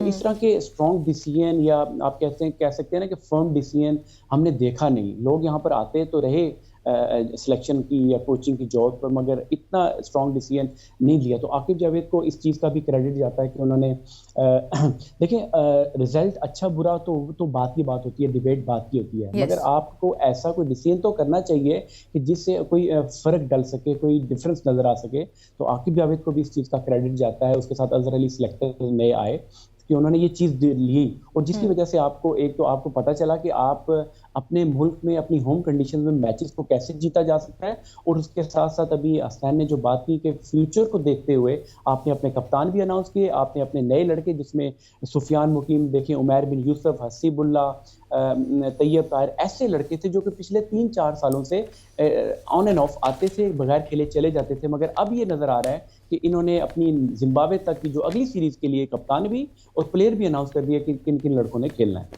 अच्छा, हमारे पास एक अभी ब्रेकिंग न्यूज़ भी आ रही है यासिर साहब कि गैरी क्रिस्टन मुस्ताफ़ी हो गए। अच्छा, मुझे इस बारे में बिल्कुल अभी आ रही है। इस पे अगर आप कमेंट करना चाहें तो आप कर सकते हैं। उन्होंने इस्तीफा दे दिया है। और इसका बैकग्राउंड भी मैं बताता चलूं यासिर भाई कि उन्होंने शायद शादाब खान थे और बहुत सारे प्लेयर्स थे जिनको वो टीम में रखना चाहते थे, सेंट्रल कॉन्ट्रैक्ट देना चाहते थे। फिर बोर्ड ने उनको कहा था कि आपको सिर्फ साल में 1 महीने की छुट्टी मिलेगी, वो उससे ज़्यादा छुट्टियां कर रहे हैं। उसके अलावा चैंपियंस कप में उस तरह से उन्होंने शिरकत नहीं की। ये तमाम तर वजूहात बनी हैं जो अभी खबरें आ रही हैं हमारे पास। देखिए हसनैन, एक चीज़ तो थी, मेरे जहन में था कि जब से ये बात हुई थी कि आकिब जावेद ने आके कुछ लड़कों को, और फिर उनके जो जिस तरह बाबर या शाहीन की मैंने बात की, कि वो उनको ड्रॉप तो किया ही नहीं जा रहा था। हर बंदा यही था कि जी बड़ा नाम है ये मतलब इनको हम कैसे ड्रॉप कर सकते हैं, इनके बगैर हम जीत नहीं सकते। तो वो चीज़ तो गलत साबित हो चुकी। उसके बाद फिर आपने जैसन गिलिस्पी का इंटरव्यू भी सुना होगा जिसमें उन्होंने गिला शिकवा दबे दबे अल्फाज में कर दिया था कि जी मैं तो सिर्फ यहाँ पे मैच डे के लिए, स्ट्रेटेजी के लिए हूँ, मेरे तो इनपुट नहीं है। मैं इसको दूसरे एंगल से भी देखता हूँ। देखिए हर बंदे का अपना काम, सिलेक्टर्स का काम जो होता है वो आपको कोचिंग स्टाफ को 15 रुकनी टीम दे देनी चाहिए। उसमें जो 15 रुकनी में है, ठीक है मुशावरत होती है, मगर उसमें जो है आप इंटरफेयर नहीं करना चाहिए कोचिंग को ज़्यादा। आपने सिलेक्टर्स के हाथ में, अब जब 3 रुकनी, उससे पहले तो बड़ा मजाक का खेज चीज़ ये भी थी कि 9 रुकनी सिलेक्शन कमेटी भी थी, उसको भी देख के हम हैरान होते थे कि 10-12 लड़कों को सिलेक्ट करने के लिए 12 सिलेक्टर रखे हुए थे। वो भी एक लतीफ़ा ही था। मगर अब यह है कि चलो सिलेक्शन कमेटी को थोड़ा कम किया। मैं तो समझता हूँ इसको भी कम करना चाहिए। अभी भी 5 लोग हैं, मैं समझता हूँ 3 मैक्सिमम होने चाहिए, उनका एक चेयरमैन सिलेक्टर होना चाहिए। और उसके बाद जब 15 हो तो फिर जब 11 की बारी आए तो उसमें फिर सिलेक्टर को इंटरफेयर नहीं करना चाहिए। वहां पर अभी ये भी देखा गया है कि सुनने में थोड़ा है कि उसमें इंटरफेयर किया कि 11 लड़के इनको खिलाओ। फिर जो कोचेस की रिस्पॉन्सिबिलिटी है, क्योंकि जब अगर हार जीत आती है तो फिर उनकी रिस्पॉन्सिबिलिटी उनको लेनी पड़ती है। तो मैं ये समझता हूँ कि वो मेरे ख्याल से उनके जहन में थी। जैसन गिलिस्पी ने इतना नहीं किया, मगर अभी ये जो टीम की सिलेक्शन हुई है, मुझे ये लगता है कि गैरी क्रिस्टन की इतनी मुशावरत नहीं थी जो मैं ये फील करता हूँ। अभी बाकी डिटेल्स तो क्रिकेट बोर्ड या वो गैरी क्रिस्टन खुद बताएंगे, फिर पता चलेगा रीजंस क्या होंगे उनके मुस्ताफी होने। अच्छा यासिर साहब, मोहम्मद रिजवान का वाइट बॉल टीम का कप्तान होना, सलमान अली आगा का नायब कप्तान होना, इस पे क्या राय है आपकी? देखिए गिवन सर्कमस्टांसेस में अगर आप बात करें तो मैं समझता हूँ कि ये अच्छी ऑप्शन है। आपके पास इनसे बेहतर कोई ऑप्शन नहीं थी। रिजवान को अगर आप कह सकते हैं कि शॉर्ट टर्म के लिए अगर आप कह सकें, आपके बाबर और शाहीन को अगर आप नहीं, आपकी कंसिडरेशन में नहीं है और आपने उनको टेस्ट भी कर लिया, अल्दो शाहीन के साथ थोड़ी सी ज्यादती इन अ सेंस हुई कि आप 5 मैचेस के बाद उनको आपने हटा दिया। मगर अब जब एक दफ़ा फैसला आपने कर लिया तो आपको दोबारा ये है कि नए दौर की तरफ, जिस तरह भी फील हमें हो रहा है कि हम एक नए दौर की तरफ जा रहे हैं, नए प्लेयर्स लेकर आ रहे हैं, इंडक्ट कर रहे हैं, कप्तान नए कर रहे हैं, तो उसमें रिजवान की एक है। अगर उसमें भी फिर ये जो पास्ट में हमने देखा गया कि जो प्लेयर पावर और वन मैन शो देखा जाता था कि कप्तान ही अपने प्लेयर्स और अपनी मनमानी कर प्लेयरों को इंडक्ट करता था विदाउट एनी परफॉर्मेंसेस, तो वो चीज़ अब थोड़ी सी कंट्रोल करनी पड़ेगी फ्रॉम क्रिकेट बोर्ड और कोचिंग स्टाफ की तरफ से कि आप जो समझते हैं प्लेयर फ्यूचर के लिए या अपने मुल्क के लिए अच्छा है, उनको तरजीह दी जाए। और Salman Ali Agha again future long term को अगर आप देखते हैं तो अगर फ़र्ज़ करो क्योंकि रिजवान भी तीनों फॉर्मेट खेलते हैं, कीपर ऐसी जॉब है कि आप किसी टाइम भी इंजरी हो सकती है, तो उसके लिए आपके पास एक ऐसा अच्छा तैयार कप्तान होना चाहिए जिसको थोड़ा सा एज अ वाइस कैप्टन अगर पहले अनाउंस करेंगे तो वो तैयारी उसकी होगी। तो मैं ये समझता हूँ कि दोनों डिसीजन वक्ती तौर पे बहुत अच्छे लग रहे हैं। अच्छा यासिर भाई, आप न्यूजीलैंड में टीम के साथ भी मौजूद थे as a high performance coach, वहाँ पे भी आपने देखा कि प्लेयर पावर बड़ी सर चढ़ के बोल रही थी।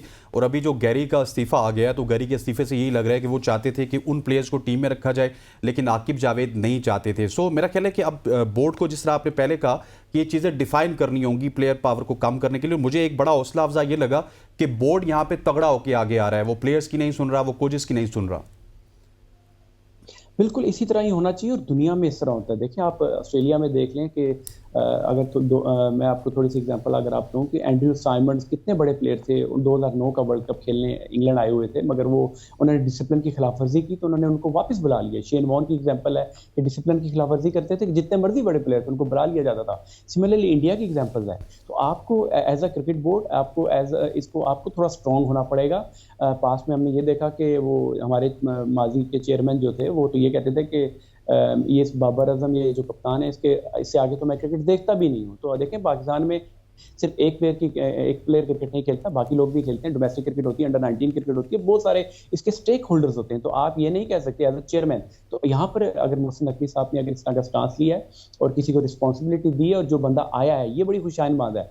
पास में हमने ये देखा कि लोग अपनी जॉब्स के लिए अपनी अगले महीने की तनख्वाह की इंतजार कर रहे होते हैं कि यार वो मेरी तनख्वाह कहीं ना चली जाए। तो उस चीज़ों को देखते हुए आपको बंदे ऐसे लेकर आने चाहिए कि जो जॉब सीकर ना हो, जिनको ये वरी ना हो, उनको ये पता हो कि मैं ये डिसीजन करूंगा, क्रिकेट बोर्ड मेरे पीछे खड़ा होगा और मुझे बैक करेगा। मैंने जिस तरह पहले बात की, रिजल्ट की फिक्र नहीं करनी चाहिए जीत हार की। एटलीस्ट आप अपनी एक्सपीरियंस अपनी एक्सपर्टीज के हिसाब से किसी भी चीज़ पे डिसीजन करते हैं, ठीक है। जिस तरह इंग्लैंड की टीम कितनी मतलब मशहूर थी कि बेसबॉल खेलती है, वो अपने तर्ज से खेलते हैं। रिजल्ट अब उनकी फेवर अगर नहीं आए तो वो वापस जाएंगे, उस पर काम करेंगे कि हमारी क्या गलतियां थी। तो सिमिलरली हमें भी यही करना चाहिए कि कोई बंदा ऐसा अगर आए तो हमें उसको अप्रिशिएट करना चाहिए, उसके डिसीजन को अप्रिशिएट करना चाहिए, बैक करना चाहिए। और फिर ये नहीं होना चाहिए कि अगर गलती हो जाती है, गलती किसी से भी हो जाती है, अगर गलत डिसीजन हो भी जाता है तो आपको एटलीस्ट इस चीज़ को शाबाशी देनी चाहिए कि आपने कोई डिसीजन लिया और उस पर स्टैंड किया। सही। अच्छा यासिर साहब, बाबर आजम, नसीम शाह हो गए, शाहीन शाह अफरीदी हो गए, ये ऑस्ट्रेलिया के लिए वापस आते नजर आ रहे हैं, लेकिन दौरा जिम्बाब्वे के लिए इनको आराम दिया जाएगा। ये वापसी जो है ये क्या बराए नाम है, ये क्या है? नहीं देखिए, ये भी इसको भी हमें क्रेडिट देना चाहिए कि आप अपने जो स्टार प्लेयर्स हैं आप उनको उनकी लिमिट्स में रख के आप उनसे परफॉर्मेंसेस ले जाएं, बजाय ये कि वो आपको डिक्टेट करें और आपको बताएं कि मैंने ये लीग खेलनी है, मैंने इधर जाना है, मैंने एनओसी नहीं। ये क्रिकेट बोर्ड का डिसीजन होना चाहिए। और जो एडमिनिस्ट्रेटर हैं, जिस तरह भी सिलेक्टर्स हैं या बाकी भी लोग हैं, तो ये उनका डिसीजन होना चाहिए कि आपने क्योंकि आप प्लेयर से ऊपर हैं, आपके पास ज़्यादा पावर और आपका ज़्यादा एक्सपीरियंस है, आपने देखा है कि प्लेयर्स को कैसे डेवलप किया जाता है। तो मैं ये समझता हूँ ये उनके लिए, प्लेयर्स के लिए भी अच्छा है और ये एक right message for the other players जो अपकमिंग प्लेयर्स हैं। पास में हमने यही देखा कि जो गलत रिवायत डाल दी गई, जिसकी वजह से फिर उन नए जो आने वाले प्लेयर थे उन्होंने भी यही समझा कि अगर पाकिस्तान टीम में आना है तो आपने पीएसएल में परफॉर्मेंस करनी है। तो ये जो डिसीजन आकिब जावेद ने लिया कि डोमेस्टिक के परफॉर्मर को लेकर आए, तो ये भी एक रवायत डली है दोबारा से जो पास हिस्ट्री में होती थी कि आप जब डोमेस्टिक में परफॉर्म करते थे तो उसका अल्टीमेट रिजल्ट ये होता था कि आपको पाकिस्तान टीम में आपको जगह मिलती थी। और यही हमने देखा कि जब अपने परफॉर्मर्स को जब पाकिस्तान टीम में जगह मिल रही है तो इन चीज़ों को हमें बड़े खुले दिल से और अप्रिशिएट करना चाहिए कि आकिब जावेद और इवन मोहसिन नकवी साहब का ये उन्होंने देखे, उनकी काफ़ी उन्होंने चेंजेस की, तो जिसमें वो मेंटोर्स भी लेकर आए। यासिर भाई, हमारे पास थोड़ा सा वक्त कम है, मुझे फ़खर जमान के हवाले से बात करनी है। फ़खर जमान को ड्रॉप किया गया। फ़खर आपके टॉप परफॉर्मर थे ओडीआई में, अभी भी अगर करंट प्लेयर्स की बात की जाए तो 7 सेंचुरीज हैं उनकी ओडीआई क्रिकेट में, लेकिन वाइट बॉल क्रिकेट से उनको सिर्फ एक ट्वीट की वजह से ड्रॉप किया गया। इसको किस तरह देख रहे हैं आप? देखिए, मुझे भी इसका अफसोस हुआ है। इतना अच्छा प्लेयर है, कितना अच्छा इंसान, बल्कि जब अभी ये कप्तानी का इशू चल रहा था तो उनकी नाम कप्तानी की दौड़ में भी कुछ लोगों ने लिया और मैं भी ये समझता था कि एक अच्छी राइट ऑप्शन थी आपकी वाइट बॉल के लिए, कप्तानी के लिए। मगर ये मैं देखिए, मुझे अंदर की रिपोर्ट मुझे मालूम नहीं, मेरी फ़खर से बात नहीं हुई, मगर मैं एज अ क्रिकेटर मैं आपको बता ये सकता हूँ कि वो ट्वीट मुझे नहीं लगता, लोगों की फीलिंग होती है, कुछ लोग हर्ट भी होते हैं, मगर वो इस तरह आके सोशल मीडिया पे अगेंस्ट क्रिकेट बोर्ड नहीं जाते। तो मुझे ये लगता है, मेरा अपना अंदाजा है, हो सकता है मैं गलत भी हूँ, ये उनसे ट्वीट कराई गई है और जो कि फायर बैक होगी और उनको उनके कैरियर के लिए एक बहुत बड़ा है। और मुझे अफसोस है कि उनको सेंट्रल कॉन्ट्रैक्ट में भी और उनको टीम में भी नहीं रखा गया। फिटनेस का जो इशू उनका आ रहा है कि जी टेस्ट पास करेंगे, तो टेस्ट वाली बात जो है वो अभी साजिद या ये नुमान ने भी पास नहीं किया था, मगर वेयर उन्होंने आपको 2 टेस्ट मैचेस और टेस्ट सीरीज जिता दी, तो वो इशू नहीं है। मुझे लगता है कि एक तो उन्होंने जो मीटिंग में बात की थी वो इंटरनेशनल डायरेक्टर इंटरनेशनल के खिलाफ, और दूसरी जो ट्वीट हो गई है, और मुझे ये भी लगता है कि उनसे करवाई गई है। अच्छा सर, क्विकली मुझे बता दीजिएगा, रमीज़ हसन राजा साहब ने जो तंज़िया स्टेटमेंट दी है जिसपे उन्होंने शान मसूद पे तंज किया, उसके हवाले से बोर्ड ने खदशात का इजहार किया। रमीज़ हसन राजा साहब अब क्या करना चाह रहे हैं, क्या साबित करना चाह रहे हैं?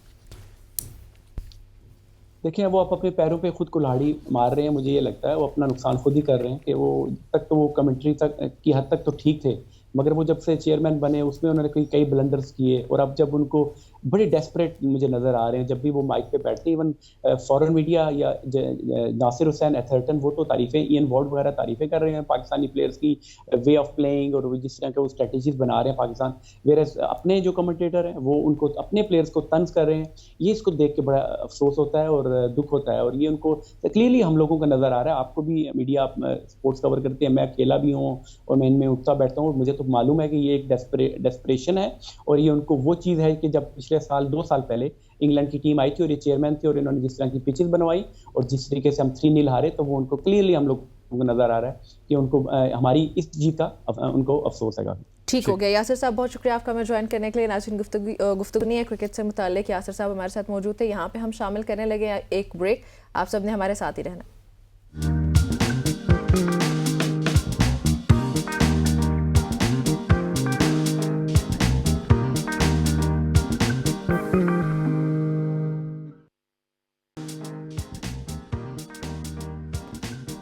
Welcome back to show. अब हम बात करेंगे कराची के हवाले से, जहाँ पे कराची की बहुत सारी ऐसी खबरें होती है जिनके हवाले से हम बताते हैं आपको कि पानी वहाँ पे नहीं है, बहुत सारे और मसले मसाइल हैं। अभी कराची यूनिवर्सिटी रोड की हम बात करेंगे जहाँ पे पानी की पाइपलाइन फट गई है और फरामी आपकी ये 84 इंच की बड़ी पाइपलाइन फटने से करोड़ों गैलन पानी ज़ाया होकर सड़कों पर जमा हो गया। 84 इंच यानी 7 फीट कदर की ये पाइपलाइन गुलशन इकबाल कराची के इलाके से गुजरती है, जिसके फटने से यूनिवर्सिटी रोड पानी में डूब गई है और अतराफ के इलाकों में कई फीट पानी जमा हो चुका है। शहर के मुख्तलिफ इलाकों का जो मंजर है वो इस वक्त तालाब का मंजर पेश कर रहे हैं। पानी जमा होने की वजह से कई गाड़ियाँ और मोटरसाइकिल बंद हो गए हैं और ज़िले वस्ती की बात की जाए, शर्की की या फिर गरबी की, उसके बेशतर इलाकों में पानी की किल्लत है, लेकिन अमलन ये दूसरे रोज़ भी मुकम्मल तौर पर इसकी मुरम्मत नहीं हो सकी। एक तरफ पानी नहीं होता और दूसरी तरफ पानी सैलाब की तरह बह रहा है। बिल्कुल ऐसे ही है, और इस पे बात करने के लिए मुनिम जफर खान ने हमें ज्वाइन किया, जो कि अमीर जमात इस्लामिया का। मुनिम साहब अस्सलाम वालेकुम।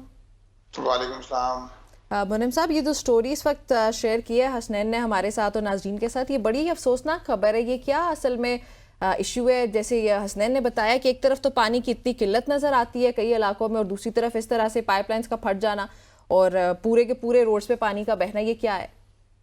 देखिए, ये पानी का मसला कराची का तवील अरसे से कराची का ये मसला जारी है, और 2005 के बाद से कराची के पानी का जो निज़ाम है, इस निज़ाम में एक कतरा बूंद का भी इजाफा नहीं हुआ है, बल्कि उल्टा जो पानी आ रहा था उस पानी के अंदर कमी वाक़ई हो गई है। अब लोगों को घरों के नलकों में तो पानी मिलता नहीं है। अलबत्ता यह है कि टैंकर माफिया जो पूरे पाकिस्तान में नहीं है, जिसका आपने दुनिया में तस्करा नहीं सुना होगा, वो टैंकर माफिया इस वक्त शहर पर राज कर रही है, और 1 अरब 66 करोड़ रुपए का वो खालिस मुनाफा तो वो बयान कर रहे हैं कि हमने इस साल कमाया है। सन 2023-24 के में उन्होंने इस बात को पेश किया कि हमने ये खालिस मुनाफा कमाया है। दूसरी जानिब अब इन्होंने एक बटरफ्लाई वॉल्व जो है वो उसकी तनसीब करना थी, और जो रेड लाइन बन रही है यूनिवर्सिटी रोड पर, उसकी वजह से इन्होंने मेन जो पानी की लाइन थी उसको शिफ्ट करना था। लेकिन जिस तरह की सूरत हाल है वाटर एंड सीवरेज कॉरपोरेशन में, अब जारी बात है नायल लोग हैं, इनकम्पिटेंट लोग मौजूद हैं, जिनके अंदर इस बात की अहलियत नहीं है, वो एम्प्लॉयज़ मौजूद नहीं हैं, सारे वो लोग हैं जो रिश्वत पर, जो सिफारिश की बुनियाद पर भर्ती किए गए लोग हैं। अब अमलन ये हो रहा है कि एक तरफ ये आपको बटरफ्लाई बॉल लगाना था, दूसरी जानिब यह हुआ कि बटरफ्लाई वॉल्व को लगाने के चक्कर में पानी की लाइन जो है वो उसको बड़े पैमाने पर लीकेज हो गई। अब लोगों को पानी मैसर नहीं है, सड़क पर पानी बहता रहा। पूरी सब्जी मंडी, पुरानी सब्जी मंडी जो कहलाती है यूनिवर्सिटी रोड पर जो पहले थी, वो वहाँ पानी जगह जगह जो है वो भरा हुआ था। लोगों को सफर करने में मुश्किलात पेश आ रही थी, ट्रैफिक घंटों जाम रहा है। और ये यूनिवर्सिटी रोड तो अब यूनिवर्सिटी रोड रही नहीं है, ये रोड तो रेड लाइन की वजह से वैसे ही एक गली का मंजर पेश कर रही है। और ये तो बहरहाल एक अलग मौजू है यूनिवर्सिटी रोड के हवाले से। पानी का मामला ये है कि 2005 से लेकर 2024 तक शहर के अंदर पानी की एक बूंद मैसर नहीं आई है कि जो सिस्टम के अंदर दाखिल की गई हो। K4 मंसूबा जो 650 मिलियन गैलन डेली पानी जिसके जरिए LA कराची को मैसर आना था, वो मंसूबा पहले 260 मिलियन गैलन डेली के बुनियाद पर किया गया कि अब 260 मिलियन गैलन पानी के लिए मंसूबा बनाया जाएगा। और अभी भी सूरत हाल ये है कि सन 2019 में मंसूबा शुरू किया गया था, 2023 में मुकम्मल होना था, लेकिन 2025 दिसंबर तक भी मुकम्मल होने के आसार नहीं हैं।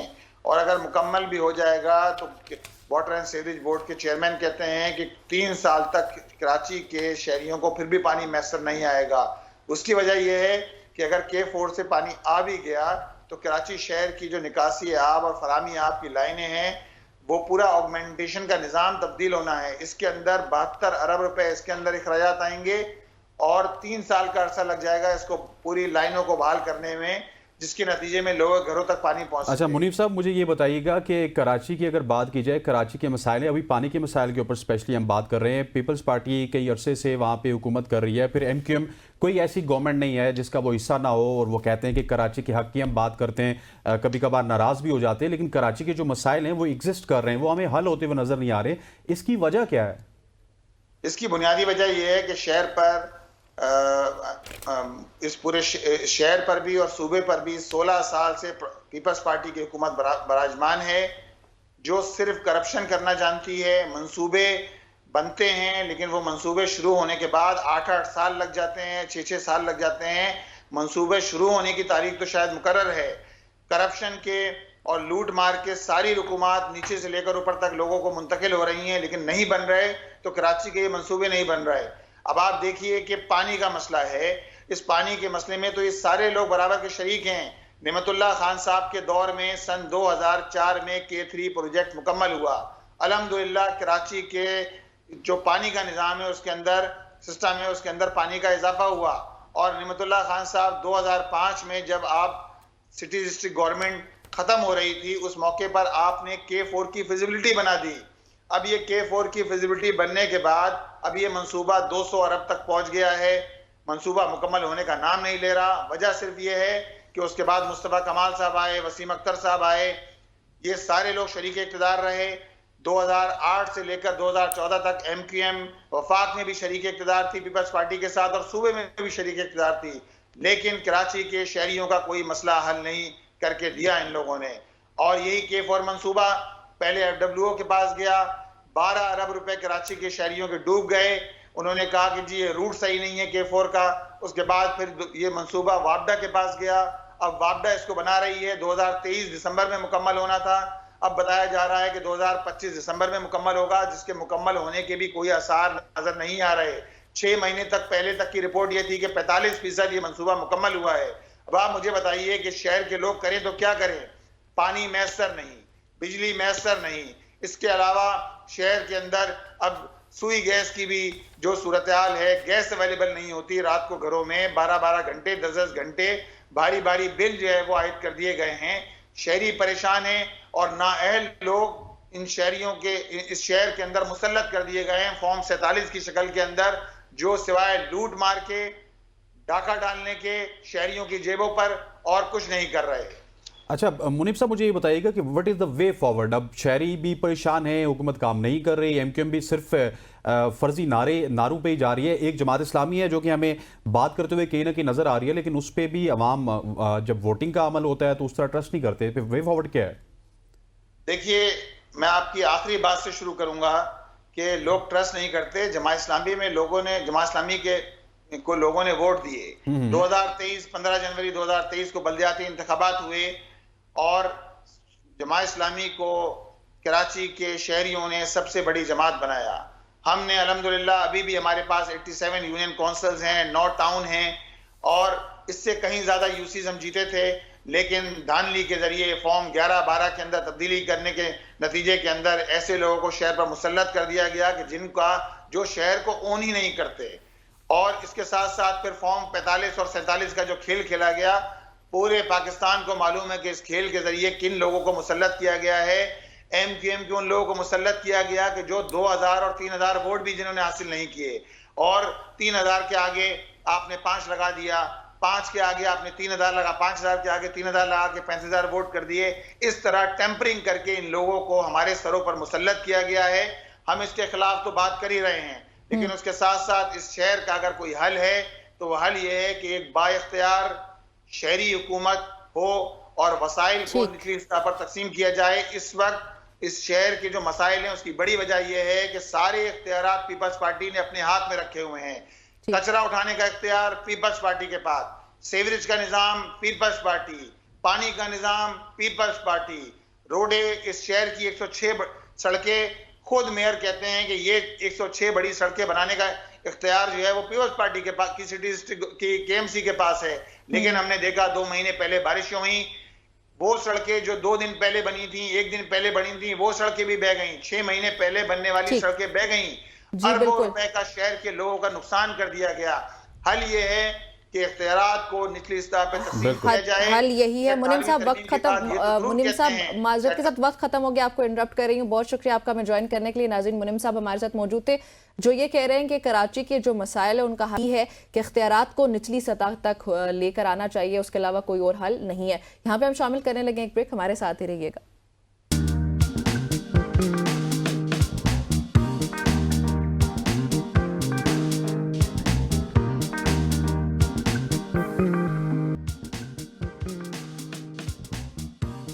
Welcome back everybody. हसनैन का फेवरेट सेगमेंट आ चुका है, बल्कि पाकिस्तान का बल्कि नहीं, हाँ आप सबका भी फेवरेट सेगमेंट आ चुका है, जिसमें समराना हमारे साथ मौजूद होंगी और बताएंगी कि आपके सितारे इस हफ्ते के लिए क्या कह रहे हैं, आपका ये हफ्ता कैसा है। सो स्टार्ट करते हैं। हाँ, स्टार्ट करने से पहले मैं आपको नंबर बता देता हूँ, क्योंकि आप कॉल्स भी करते हैं, अपने जो आपके हालात हैं उनके हवाले से भी समराना से जानना चाहते हैं। 051-890-1008 यहाँ पे आप कॉल कर सकते हैं। दूसरा नंबर है 051-2624946। समराना, आपको खुश आमदीद कहते हैं। Thank you so much for joining us. Start with the Aries. Thank you so much ji. सबसे पहले हम एरीज की तरफ आते हैं। एरीज जो हैं हमारे, वो काफ़ी सेफ जोन में चल रहे हैं और हर हवाले से फाइनेंशियली भी अच्छे जा रहे हैं, सेहत के हवाले से भी अच्छे जा रहे हैं। बस अगर उनको कंट्रोल करना है तो अपने गुस्से को थोड़ा सा कंट्रोल करके रखना पड़ेगा ताकि उनकी चीज़ें जो हैं वो ख़राब ना हो। ठीक है, नेक्स्ट स्टार पे आते हैं। टॉरस, हसनैन का स्टार जो है कैसे रहेगा इनका ये हफ्ता? जी, नेक्स्ट हम टॉरस पे जाते हैं। टॉरस जो है वो काफ़ी अच्छे जोन में है, सेफ जोन में है, प्रोटेक्टिव हैं। अगर सफ़र करते हैं किसी भी हवाले से तो बड़ा उनको बेनिफिट होगा। बस ये है कि नींद पूरी लें और सेहत के हवाले से थोड़ा सा केयरफुल अगर हो जाएंगे तो काफ़ी बेहतर रह जाएंगे टॉरस भी। ठीक हो गया, आगे बढ़ते हैं। और अब मेरे स्टार की बात होगी तो क्यों ना मैडम के स्टार की बात की जाए। जेमिनाई, मजे की बात है, हमारे स्टार्स भी एक साथ है, मंथ भी एक है। चले जेमिनाई पे आते हैं। जी, जेमिनाई जो है वो तो उनको आगे भी खुशखबरियां और अभी भी खुशखबरियां जो है अल्हम्दुलिल्लाह बड़ी अच्छी मज़ेदार खुशखबरियां उनके लिए आ रही हैं। कुछ ख्वाहिश पूरी होने की इंडिकेशन बार बार आती है, कुछ नया करने का है, कुछ क्रिएटिव चीज़ें अगर करेंगे, कुछ नया स्टार्ट करना चाहते हैं तो काफ़ी अच्छा टाइम है। शादी या मंगनी के हवाले से जो है वो काफ़ी अच्छा टाइम जा रहा है। तो जेमिनाई तो फुल जो है वो चांद के साथ चमकता हुआ सितारा बने हुए हैं इस टाइम पे। अरे वाह, चलें कैंसरियंस, उनका ये हफ्ता कैसा रहेगा? जी, अगर हम नेक्स्ट स्टार के हवाले से बात करते हैं तो वो भी क्योंकि प्लैनेट पोजीशन काफ़ी अच्छी है तो ऑलमोस्ट सभी हमारे जो स्टार्स हैं वो काफ़ी सेफ जोन में है, फाइनेंशियली हवाले से भी और अगर सेहत के एतबार से भी देखें तो भी ये सेफ हैं। सिर्फ ये है कि इनको वालिदैन या फिर औलाद के हवाले से थोड़ा सा केयरफुल रहना पड़ेगा। अगर उस हवाले से सदका दे दें तो ज़्यादा बेहतर रहेगा उनके लिए। सफेद चीजों का सदका दे रही हूँ। ठीक हो गया, नेक्स्ट स्टार की जानी बढ़ते हैं, लियोस के हवाले से बताइएगा। जी लियोस जो हैं वो भी काफ़ी अच्छे जा रहे हैं, सेफ जोन में हैं। जो स्टूडेंट हैं उनके लिए जो है वो अच्छा रिजल्ट आने की उम्मीद है। जो न्यू बिजनेस स्टार्ट करना चाहते हैं या न्यू बाइंग करना चाहते हैं वो लोग बाय करें। सिर्फ और सिर्फ आपको जो है वो थोड़ा कैलकुलेटिव रहना पड़ेगा। पैसा वेस्ट नहीं करना इस टाइम पे आपने, क्योंकि शायद थोड़ा बहुत आपको फाइनेंशियली अप्स एंड डाउन्स देखने पड़े। बाकी लियोस जो है वो सेफ जोन में लगते हैं। अच्छा, वर्गोस का ये हफ्ता कैसा रहेगा? जी लिब्रा जो है वो वर्गोस वर्गोस आई थिंक अभी वर्गोस रहते हैं। वर्गो सॉरी जी, वर्गो पे हम आते हैं तो वर्गो जो है कम्युनिकेशन का डिपार्टमेंट है, तो इस वक्त उनके सितारे स्ट्रॉन्ग हैं। अगर कुछ लोग जो है वो आईटी की तरफ या फिर आर्ट की तरफ या फिर जो है मीडिया की तरफ आना चाहते हैं तो पोजीशन बड़ी अच्छी और स्ट्रॉन्ग बनी हुई है। वो लोग जो है वो अप्लाई करें, न्यू जॉब करना चाहते हैं न्यू जॉब करें तो काफी बेहतर रहेंगे। ठीक हो गया, नाउ लिब्रास।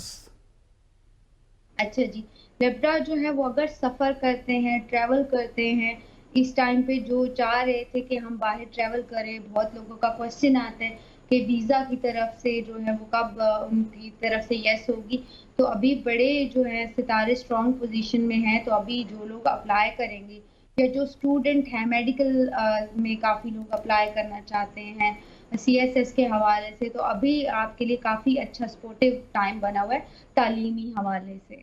ओके, स्कॉर्पियंस का ये हफ्ता कैसा रहेगा? स्कॉर्पियो जो है वो उनको मूड स्विंग्स बहुत ज़्यादा रहेंगे, उनके फाइनेंशियली मामलात जो है वो भी शायद जो है वो स्टेबल ना हो और मेंटली डिस्टर्बेंस बहुत लगती है। ठीक, सजिटेरियस के हवाले से बताइएगा। जी अगर सेजिटेरियस की तरफ आते हैं तो वो मैं उनको मशवरा ये दूंगी कि फैमिली के साथ टाइम स्पेंड करें, किसी आउटिंग पे चले जाएं और अगर लड़ाई झगड़ा करने से अवॉइड करें और आर्ग्यूमेंट से अवॉइड करें तो फिर काफ़ी बेहतर रहेगा इनके लिए। ठीक हो गया, कैप्रिकॉर्न्स का ये हफ्ता कैसा रहेगा?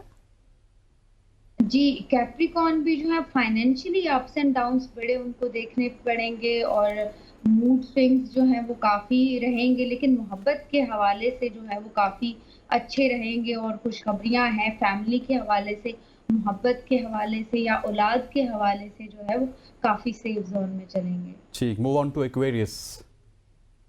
जी इक्वेरियस जो है वो काफ़ी लो हैं, डिप्रेशन में रहेंगे, फाइनेंशियली बड़े प्रॉब्लम उनको फेस करना पड़ेंगे। ये पूरा मंथ अभी मुझे कोई स्टेबिलिटी उनकी नहीं लगती। इंशाल्लाह आहिस्ता आहिस्ता चीज़ें सेटल होना शुरू हो जाएंगी। ठीक हो गया, पाइसेस आई गेस। जी पाइसेस जो है वो भी जो वाटर साइन है तो मूड स्विंग्स जो हैं वो काफ़ी रह सकते हैं, आर्ग्यूमेंट किसी के साथ हो सकता है ऑफिस में या कहीं किसी भी जगह जॉब वाली जगह पे बहस ना करें, किसी के दूसरों के मसले में ना पड़ें। पंगा इस टाइम पे बिल्कुल नहीं लेना क्योंकि पंगा लेंगे तो आपके अपने लिए अच्छा नहीं होगा। बाकी जो है वो हर एतबार से सही रहेंगे पाइसेस। अच्छा, आज आपकी जो तमाम तर सितारों की आपने जो डिटेल बताई है, मुझे लगता है कि सारे ही सितारे इस हफ्ते अच्छा परफॉर्म कर रहे हैं। किसी भी सितारे के हवाले से आपने नहीं बताया कि आप सबल के स्कॉर्पियंस का थोड़ा इशू है कि वो मेंटली और फाइनेंशियली इतना स्टेबल नहीं रहेंगे, बाकी सारे बेहतर हैं। 11 बेहतर है। हाँ 11 बेहतर है। सम टाइम पोजीशन ऐसी बनी होती है कि ऑलमोस्ट सभी सेफ जोन में होते हैं। ठीक हो गया, सारे ही सेफ जोन में होते हैं। और ये बताइएगा कि अब जिस तरह आपने सितारों का हाल बताया कि सितारे सेफ जोन पे, क्या मुल्की हालात में भी हम सेफ जोन पे जा रहे हैं या वहाँ पे इसी तरह रस्साकशी बनी रहेगी?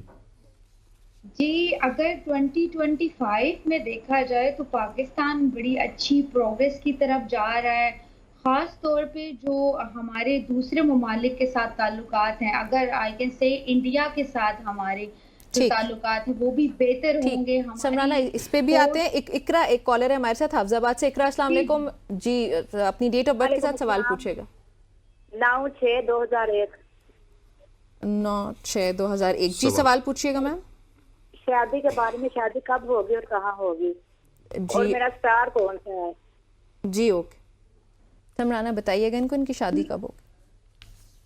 जी अच्छा, अगर इनकी डेट ऑफ बर्थ के हवाले से देखा जाए तो क्या है कि 2025 में अगर कोई रिश्ता आता है और उस टाइम पे ये शादी करती हैं तो काफ़ी इनके लिए वो रिश्ता भी सूटेबल रहेगा और शादी के भी जो चांसेस हैं वो 2024 से ज़्यादा जो बेटर बने हुए हैं वो 2025 में बने हुए हैं। तो इंशाल्लाह 2025 को खुशखबरी आपको मिलेगी, या जो रिश्ते आएंगे उन पे गौर कीजिएगा, काफी अच्छे रहेंगे आप। ठीक, हमारे साथ है उज़मा लाहौर से। उज़मा, डेट ऑफ बर्थ के साथ ही अपना सवाल पूछिएगा। मेरी बहन का नाम है आलिया और उसका तारीख पैशर 3/8/1973। मैंने पूछना उसकी सीट। जी आलिया, आपको आवाज आ रही है? कॉल ड्रॉप हो गई है जी। 3/8/1973 बोला, यस 73, सॉरी, ठीक हो गया। और अच्छा 3 अगस्त है जी, 3 अगस्त 1973, 1973। अच्छा जी, अगर जो भी इनका क्वेश्चन है व्हाटएवर, लेकिन आगे जो है वो प्लैनेट पोजीशन अच्छी इनकी बनी रहेगी, स्ट्रॉन्ग बनी रहेगी। सिर्फ और सिर्फ जो है मेहनत जो है वो ज्यादा अगर करेंगे और तभी इनके पास सक्सेस रहेगी। अगर लेजीपन का शिकार रहेंगे, मेहनत नहीं करेंगे तो फिर नहीं रहेगा। लेकिन वो कहते हैं ना कि हम तो बताएंगे सही, लेकिन आपको अपनी एफर्ट भी साथ में करनी है। जी ठीक, रखनी पड़ेगी। ठीक हो गया। समराना सिद्दीक साहब हमारे साथ मौजूद है कराची से। सिद्दीक, अस्सलाम वालेकुम, वेलकम टू सबकी सोच। प्लीज क्वेश्चन पूछिएगा। वालेकुम सलाम सर। 10/9/68 1968 10/9/1968 जी, क्वेश्चन क्या है आपका सर? क्वेश्चन ये है कि बेरोजगारी है सर, 22-23 साल हो गए, काम नहीं है, बेरोजगारी, बहुत बुरे हालात हैं, बहुत बुरे हालात हैं। चले आपको बता दो जी। समराना बताइएगा इनको इनकी जॉब वगैरह के हवाले से कि कब होगी। अच्छा, अगर मैं इस आपके बर्थ चार्ट के अकॉर्डिंग इस मंथ में देखूं तो इस मंथ में तो बिल्कुल पूरे मंथ में आपके चांसेस नहीं बनते। लेकिन नेक्स्ट मंथ में जो है आपकी चीजें मुझे लगता है कि शायद सॉर्ट आउट होना शुरू हो जाएंगी। इसके साथ साथ जो है अगर आप या रज़ाकू या वहाबू का विर्द भी कर लें, उठते बैठते काउंट ना करें, इसको काउंट कोई भी नहीं है, ना कोई स्पेसिफिक टाइम है, तो बड़ी चीजें आपके लिए अच्छी हो जाएंगी, इजी हो जाएंगी। ठीक हो गया। रुकैया साहिबा हमारे साथ मौजूद है रावलपिंडी से। आप डेट ऑफ बर्थ के साथ अपना सवाल पूछिएगा। रुकैया, आपको आवाज आ रही है? हेलो जी रुकैया, डेट ऑफ बर्थ के साथ सवाल पूछिएगा। वालेकुम सलाम जी। मैंने अपने हस्बैंड के बारे में पूछना था। डेट ऑफ बर्थ बताइए। उसकी 1976 है, 4था महीना है। तारीख पता है? परेशानियां बहुत ज्यादा है, बहुत ज्यादा, एक से एक बार परेशानी आ रही है मेरे घर में, बहुत ज्यादा। रुकैया साहब, आपको डेट पता है, तारीख क्या है? 1976 और चौथा महीना है। चौथा महीना है। ठीक, बहुत शुक्रिया जी, साथ रहिएगा जी। समराना, तारीख नहीं पता लेकिन चौथा महीना है। अच्छा जी, क्या ये परेशानियां हैं शायद इनको, जैसे बता रहे हैं कुछ सेहत के हवाले से या फिर जो है फाइनेंशियली हवाले से, या फिर मुझे ये लगता है कि लड़ाई झगड़े जो है वो इनके बड़े रह रहे होंगे, या फैमिली में कोई मुतनाज़े चल रहे होंगे। तो वो उनको ये है कि उनके लिए बेहतर ये है कि आप जो है, वही मैं बोलती हूँ कि सफेद चीजों का सदका दे दें आपको, बहुत आपसे अच्छा रहेगा। किसी को खाना जो है वो खिला दें, किसी गरीब को, इस नियत से कि मेरी चीजें ठीक हो जाए, तो इंशाल्लाह आपकी चीजें ठीक हो जाएंगी। या वदूदों का विर्द करेंगे तो बहुत बेहतर रहेगा। ठीक हो गया। मोहम्मद इमरान अहमद साहब हमारे साथ मौजूद है। इमरान साहब, खुशामदीद कहते हैं आपको। प्लीज क्वेश्चन पूछिएगा। जी अस्सलाम वालेकुम वरहमतुल्लाहि वबरकातुहू। जी वालेकुम सलाम सर, क्वेश्चन पूछिएगा। जी, डेट ऑफ बर्थ जो है वो जनवरी 1976 है और मंथ है जिलहज का। अच्छा, दिन का पता नहीं है। दिन जो वालदा मोहतरमा बताती हैं वो हज का दिन यानी कि था। माशाल्लाह। अच्छा, जेनवन ये है तो असल वाली कौन सी है सर, या नकल वाली कौन सी है? ना, नकल वाली ने शायद कोई और की है सर, वो कागजों में और तरह लिखी है। इमरान, मोहम्मद इमरान अहमद इमरान। अच्छा ठीक है, ठीक हो गया। इमरान साहब, बहुत शुक्रिया आपका हमें कॉल करने के लिए।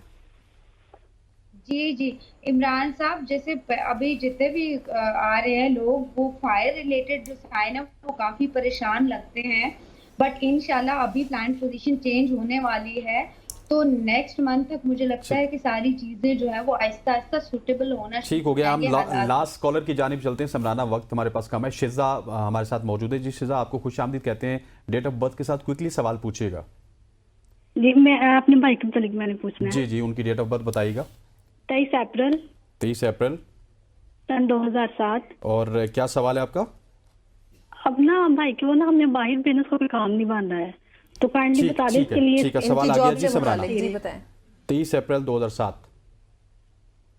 अच्छा जी, काम के हवाले से कह रहे हैं कि कोई काम नहीं मिल रहा, या वही बात है कि फाइनेंशियली जितने भी फायर साइंस है उनको अभी ये मंथ जो है वो गुजर जाए तो नेक्स्ट मंथ जो है वो काफी अच्छा सपोर्ट करता हुआ दिखेगा और उनकी परेशानियां जो हैं वो हल हो जाएंगी। और बेस्ट चीज तो ये है कि आप सदका दें, चाहे थोड़ी क्वांटिटी में ही दे दें, तो आपकी चीजें नेक्स्ट मंथ से मुझे लगता है कि आपकी चीजें हल हो जाएंगी। इनके भाई की चीजें अगले महीने से ठीक हो जाएंगी। समराना, आप हमारे साथ मौजूद थी, आपका हमें ज्वाइन करने के लिए बहुत शुक्रिया। ख़वातीन हज़रात, आज की सुबह की सोच का वक्त हुआ चाहता है खत्म। मुझे, निम्रा को और पूरी प्रोडक्शन टीम को इजाज़त दीजिए। अल्लाह ने के बाद।